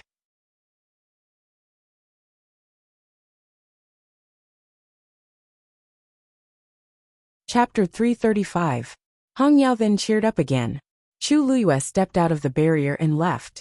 Hong Yao watched as her figure disappeared. When it was sure that she had left, it suddenly let out a joyful cry. I finally have a present again. Hong Yao happily returned to the courtyard and saw Mu Qinghe cleaning up the broken teacup. Hong Yao was in a good mood, so it didn't plan to continue arguing with Mu Qinghe. However, it still couldn't help but go over and fly one round around Mu Qinghe. Mu Qinghe looked up and coldly glanced at Hong Yao. It seems like she knows how to coax you. Hong Yao proudly raised its head. Mu Qinghe said in a low voice, I won't help you in the future. I won't help her for your sake in the future. You're on your own now. Also, I know that you're so close to her, because you think that she's similar to her. However, I'm warning you for the last time. It's hard to predict people's hearts in this world. If she knows this, she'll definitely think of ways to make use of you. Don't regret it then. After all, he was Hong Yao's master. How could he not guess Hong Yao's thoughts? From the first time he saw Chu Luiyue until now, there was only one reason why Hong Yao was so close to her. He could tolerate it once, but it didn't mean that he would let people take advantage of him. Hong Yao glanced at him faintly. Ha, stupid human. I wonder who's the one who'll really regret it then. Even though 10 days was relatively short, it already surprised Chu Luiyue. What made her even happier was that Mu Hongyu told her early the next morning that her mother had arrived in the imperial city. This took less time than she expected. The news of Princess Consort Ping Zhang's arrival in the imperial city quickly spread, and Emperor Jiawen specially sent people to welcome her. However, considering that Princess Consort Ping Zhang's health wasn't good, he didn't hold a palace banquet to welcome her. Mu Hongyu and Chu Luiyue went to Prince Ping Zhang's mansion in the imperial city together.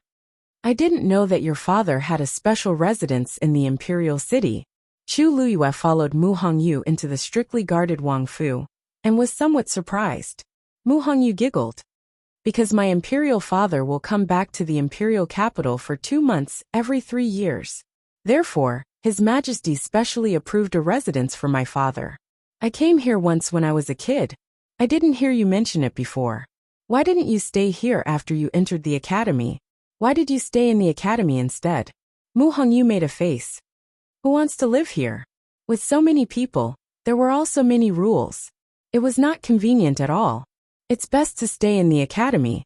Chu Luiyue thought about it and agreed. Not only was the academy free and convenient, it was also safe. With Mu Hongyu's personality, it was hard for her to imagine living here alone. The two of them walked inside. When he arrived at the backyard, a white-robed old man with white hair was already standing there waiting for him. Upon seeing the old man, Mu Hongyu was overjoyed and rushed forward. Grandpa Wu Shan, you're here too? The wrinkles on Wu Shan's face bloomed like a flower as he chuckled. Young princess, it's been a few months since we last met. This old man misses you dearly. Quick, tell this old man. Has the young princess been crying in the past few months? Mu Hongyu couldn't help but pout. Grandpa Wu Shan, we haven't met for so long. Why are you talking about this the moment we meet? I'm already 16 years old. I've stopped crying long ago. Wu Shan's face revealed a trace of surprise. Young princess has already broken through to become a stage 4 warrior? Mu Hongyu wrinkled her nose proudly. Of course. Young princess has really grown up. And she's getting more and more outstanding. If His Highness and Her Highness knew about this, they would be very happy. Wu Shan sighed. Mu Hongyu hurriedly asked. By the way, how is mother now? The smile on Wu Shan's face froze and a trace of worry appeared. This, young princess, you should go and see for yourself. Mu Hongyu's heart sank. Could it be that mother's condition is worse than I imagined? That's right. After all, she has been traveling day and night. Perhaps her condition has worsened. I'll go and take a look, Mu Hongyu said as she pulled Chu Luiyue into the house. However, Wu Shan suddenly blocked the two of them and swept his gaze across Chu Luiyue. Look at me. I forgot to introduce her. Grandpa Wu Shan, this is Chu Luiyue. It's all thanks to her that Vice Admiral Mu is willing to help this time. Wu Shan was shocked when he heard the name. He hurriedly took a step back and cupped his hands. So it's Miss Chu. Sorry for the disrespect. Although they had just arrived at the capital city, the name Chu Luiyue was very well known. I really don't know how to repay your kindness this time, Wu Shan said with a face of gratitude. Senior Wu Shan, you're too kind. Hongyu and I are friends, so this is what I should do. Chu Luiyue glanced at the anxious Mu Hongyu and smiled. If you don't mind, I would like to visit the princess consort with Hongyu. Is that okay? Of course. Of course. Please come in. The princess consort's condition was very serious, but no outsiders knew about it. Wu Shan and the rest were very vigilant along the way. If it were someone else, they would definitely not agree. However, this person was Chu Luyue, so there was no problem. After all, without her help, the envoy of the Tianling dynasty would not agree to hire a celestial physician to treat the princess consort's illness. Chu Luyue and Mu Hongyu quickly walked into the house together. Wu Shan stood outside and watched over them. The moment they entered the room, Chu Luyue saw a woman lying on the bed. Chu Luyue's heart skipped a beat. This must be Mu Hongyu's mother. Her eyes were closed, and her face was pale. Her cheeks were sunken, and there was an aura of death between her brows. She looked very haggard. Mu Hongyu's eyes reddened as she rushed to the bedside. Mother! When the princess consort heard the voice, her eyeballs seemed to move, and she slowly opened her eyes. Her eyes were dim, and she was exhausted as if she had exhausted all her energy. She looked at Mu Hongyu, and reached out with difficulty to touch Mu Hongyu's face. She revealed a pale and weak smile as she said in a hoarse voice, "You are." Mu Hongyu's eyes instantly welled up with tears. She immediately lowered her head to wipe them away, as if she did not want her mother to see her like this. However, as she held her mother's bony hand, she couldn't stop her tears from rolling down her cheeks. Mother! Mother! Why? Why are you like this? Mu Hongyu had left home to study at Tianlu Academy for less than a year. Although her mother's health was not good in the past, she was not like this. The princess consort helped Mu Hongyu wipe her tears slowly, but she quickly lost her strength. Another old man in green standing by the bedside stroked his beard. Young princess, don't worry. Wait for the people from the Tianling dynasty to come. There will definitely be a way. Mu Hongyu knew that this was her only hope now, so she could only nod and swallow her tears. A clear female voice could be heard. May I take the princess consort's pulse first? Digression, 12 a.m. Mobile users, please browse for a better reading experience from Love Network.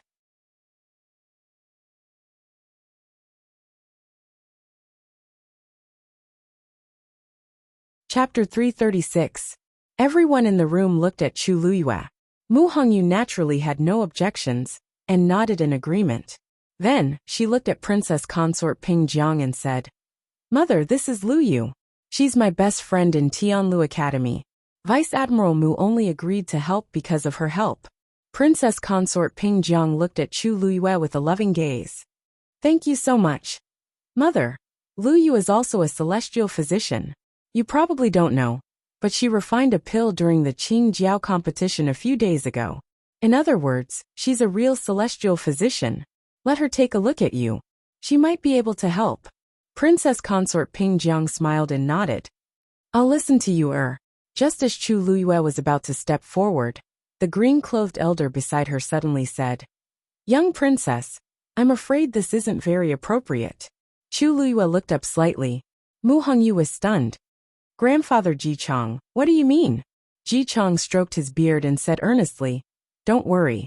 Young princess, I know you're thinking for the princess consort. However, I'm afraid Ms. Chu won't be able to help with this matter. Mu Hongyu thought for a moment and asked, You don't believe me? Do you not trust Lu Yu? Of course not. Ji Chong shook his head. Ms. Chu is very famous, and we've all heard of her. To be able to form a pill at such a young age is enough to prove Ms. Chu's shocking talent.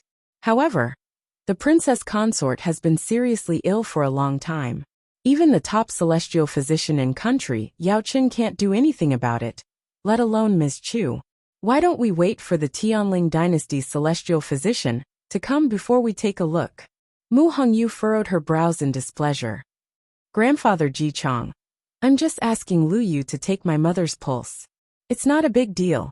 Besides, the celestial physician from the Tianling dynasty hasn't arrived yet, so we can only wait. It won't hurt to let Lu Yu take a look. Aren't you being a little too cautious? Ji Chong looked a little troubled. Young princess, I didn't mean to stop you, but sigh. You don't know. Before we came here, His Highness told us to keep the princess's condition a secret. We can't let anyone know about it, so you still don't trust Lu Yu? Mu Hongyu was really angry this time. She stood up and looked straight at Ji Chang with a solemn expression. Grandfather Ji Chang, Lu Yu has helped us so much. Why are you still so wary of her? If I can't even trust her, then there's no one I can trust in the capital. You're hurting my heart.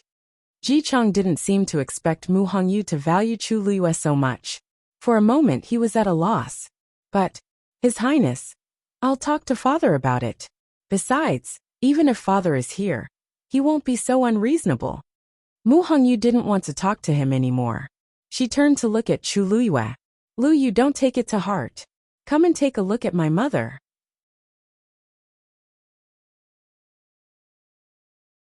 Ji Chang was a little embarrassed, and could only take a step back. Chu Liyue was deep in thought. This Ji Chang seemed to be especially reluctant to let her touch the princess consort. She walked forward, and put her fingers on the princess consort's wrist. Ji Chang looked over. Chu Liyue's expression didn't change. After a while, she let go of her hand. Lu Yu, how's my mother's condition? Can you see anything? Mu Hongyu asked anxiously. Chu Liyue shook her head. The princess consort has been ill for many years, and her body is extremely weak. But other than that, there's nothing I can do. Regret surfaced on Mu Hongyu's face. The celestial physician in the past also said the same thing. Moreover, she could clearly feel that her mother's condition was worse than before. Chu Liyue patted her shoulder lightly. Don't worry.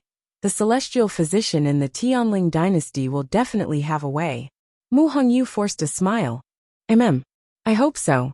Just as the atmosphere in the room became heavy, Wu Shan's voice suddenly came from outside. So it's Vice Admiral Mu. Sorry for not welcoming you. It's really disrespectful.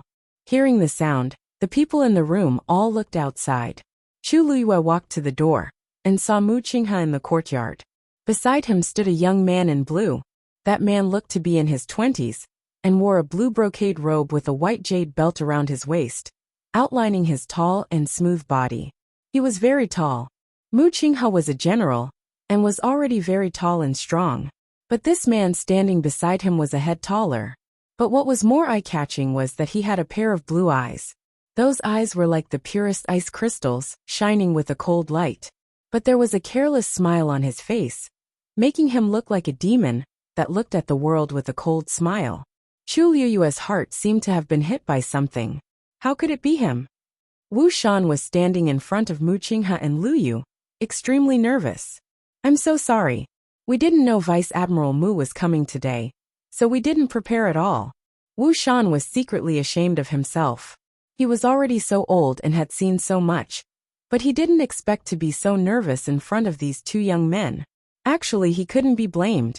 It was mainly because the aura of Mu Qinghe and the young man in blue was too strong, and he couldn't ignore it at all. Just by standing there, he already felt an inexplicable pressure, and even his breathing became a little labored. Mu Qinghe didn't want to waste time, and looked up to see Chu Liyue. Chu Liyue went forward in surprise. Vice Admiral Mu, I didn't expect you to come directly. Hongyu and I have just arrived, so please forgive us for not taking care of you well. As she spoke, she walked to Wu Shan. Senior Wu Shan, leave this to me. You can continue to guard the courtyard. Wu Shan instantly heaved a sigh of relief, and felt grateful toward Chu Liyue. Okay. Then, I'll leave these two distinguished guests to you. Chu Liyue nodded slightly. Wu Shan hurriedly retreated. It wasn't until he was 10 steps away that he carefully exhaled, and calmed his wildly beating heart.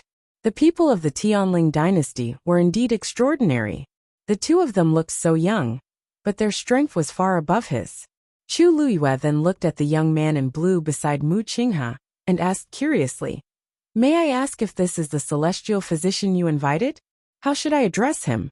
Before Mu Qinghe could speak, the young man in blue spoke first in a languid tone. Jian Fengqi. He had a smile on his face, and he looked very friendly and gentle. His blue eyes were even more alluring. However, Chu Liyue's heart was alarmed. Nothing good would come out of this man's smile every time. In the past, she had many conflicts with him. She didn't know why Mu Qinghe was so close to him now. Chu Luiyue thought about it, but he didn't expect that the person Mu Qinghe invited would be him. Greetings, young Master Jian. Chu Luiyue curtsied. Jian Fengqi suddenly leaned closer to Mu Qinghe and laughed softly. Don't you think she looks like someone? Mobile users, please browse for a better reading experience from Love Network.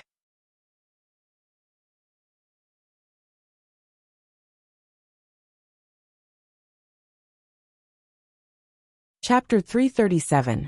Mu Qinghe glanced at him coldly with a hint of warning. Jian Fengqi didn't take it seriously and smiled flirtatiously. Even I can see it. Can't you see it? Those eyes are really... Jian Fengqi. Mu Qinghe's voice sounded like it was mixed with ice shards. Jian Fengqi finally restrained himself and shrugged. Okay, I won't say it.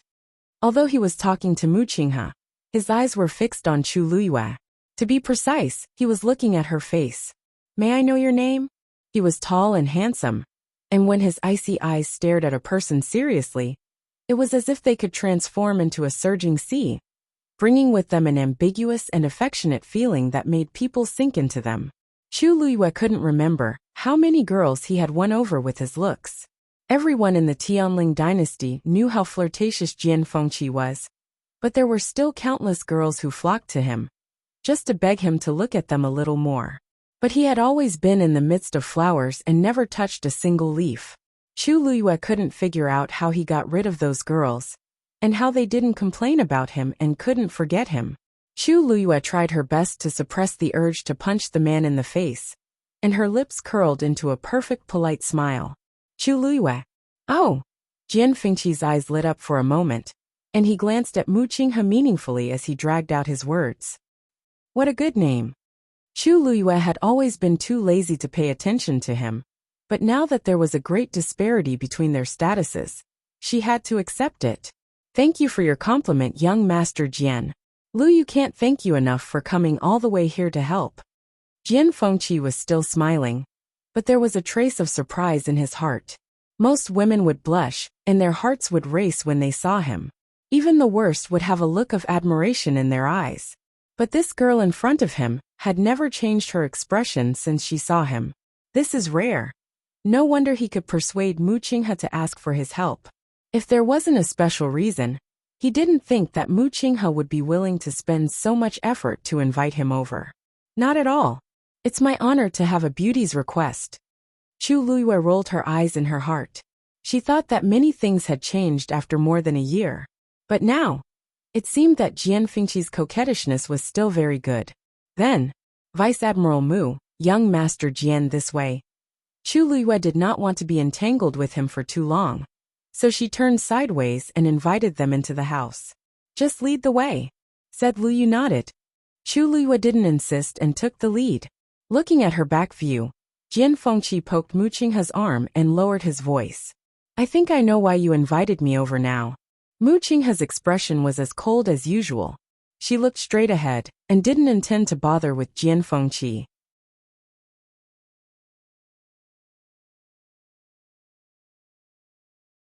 But Jian Fengqi wasn't bothered by her cold attitude. Instead, the smile on his face became even more arrogant. I didn't say who she looked like just now. Why are you angry? Mu Qinghe paused in her footsteps. If you don't want the 5-colored origin stone, feel free to continue or go back now. The smile on Jian Fengqi's face froze. I was just joking. Why are you so serious? Okay. I promise that I won't mention this again, okay? As he spoke, he lifted his feet and followed her. He thought to himself that this person's temper was getting harder to please. Chu Luiyue pretended not to hear what the two were saying. When they reached the door, Mu Hongyu and Ji Chang were already waiting there. Both of them were surprised to see Jian Fengqi so young. Ji Chang was fine, but Mu Hongyu had always been a straightforward person. Can this person do it? Was written all over her face. Jian Fengqi looked at Mu Hongyu with great interest. Miss, you don't seem to trust me very much? Mu Hongyu didn't feel embarrassed and said frankly, I think so. Jian Fengqi was waiting for Mu Hongyu to say a few polite words. He didn't expect her to admit it directly. The teasing words in his throat were suddenly choked. However, since you were invited by Vice Admiral Mu, You must be a very good celestial physician. Jian Fengqi felt a little better. He smiled lazily and wickedly. Miss, next time when you praise someone, don't pause for too long. Mu Hongyu nodded obediently for the sake of the other party's background. However, she was thinking in her heart, why is this man smiling so strangely? Chu Luyue gave a simple introduction to the few of them, then directly led the topic to the princess consort of Pingjiang. Vice Admiral Mu, young Master Jian, this is the princess consort of Pingjiang. She is also the person who hopes that young Master Jian can help this time. The princess consort of Pingjiang smiled weakly. I'm really sorry. Both of you have worked hard to come here, but I can't even get out of bed.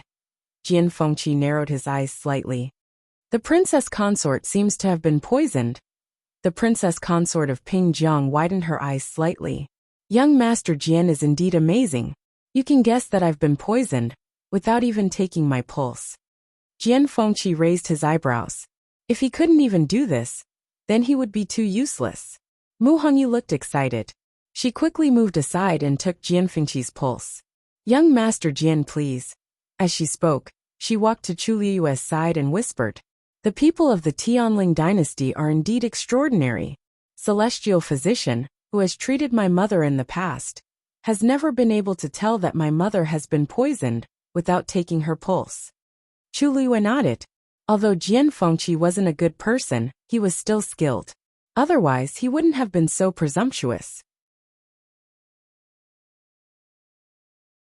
Jian Fengqi took out a handkerchief and placed it on the princess consort's wrist before putting his long fingers on it.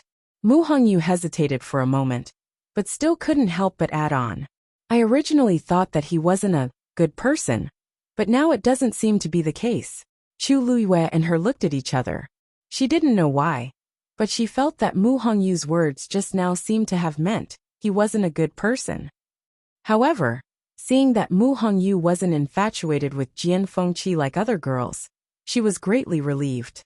She didn't want Mu Hongyu to provoke this guy. Jian Fengqi raised his eyebrows slightly. It seemed that they didn't know that although their voices were very soft, he could still hear them clearly, right? Immediately his expression froze. Everyone in the room was looking at him. Seeing the change in his expression, they all quieted down. Mu Hongyu couldn't hide her worry as she held Chu Liyue's hand. Chu Liyue gently patted the back of her hand. Princess consort Pingjiang lay weakly on the bed. Although her eyes were dim and lifeless, there was still a faint trace of hope. Chu Liyue suddenly thought of something. Her gaze turned slightly and looked at Ji Chong, who was standing at the side. At this moment, his hands were crossed in front of him, and his eyes were fixed on Jian Fengqi. He seemed to be particularly nervous. Chu Liyue could even see him licking his cracked lips, looking worried and tense. Jian Fengqi let go of her hand. Ji Chong was the first to speak. Young Master Jian, do you have a way to cure the princess consort's poison? Mobile users, please browse and read. A better reading experience comes from Love Network. You're tuning in to the Journey of the Soul YouTube channel. Don't forget to subscribe and join us on this journey to catch the most captivating stories.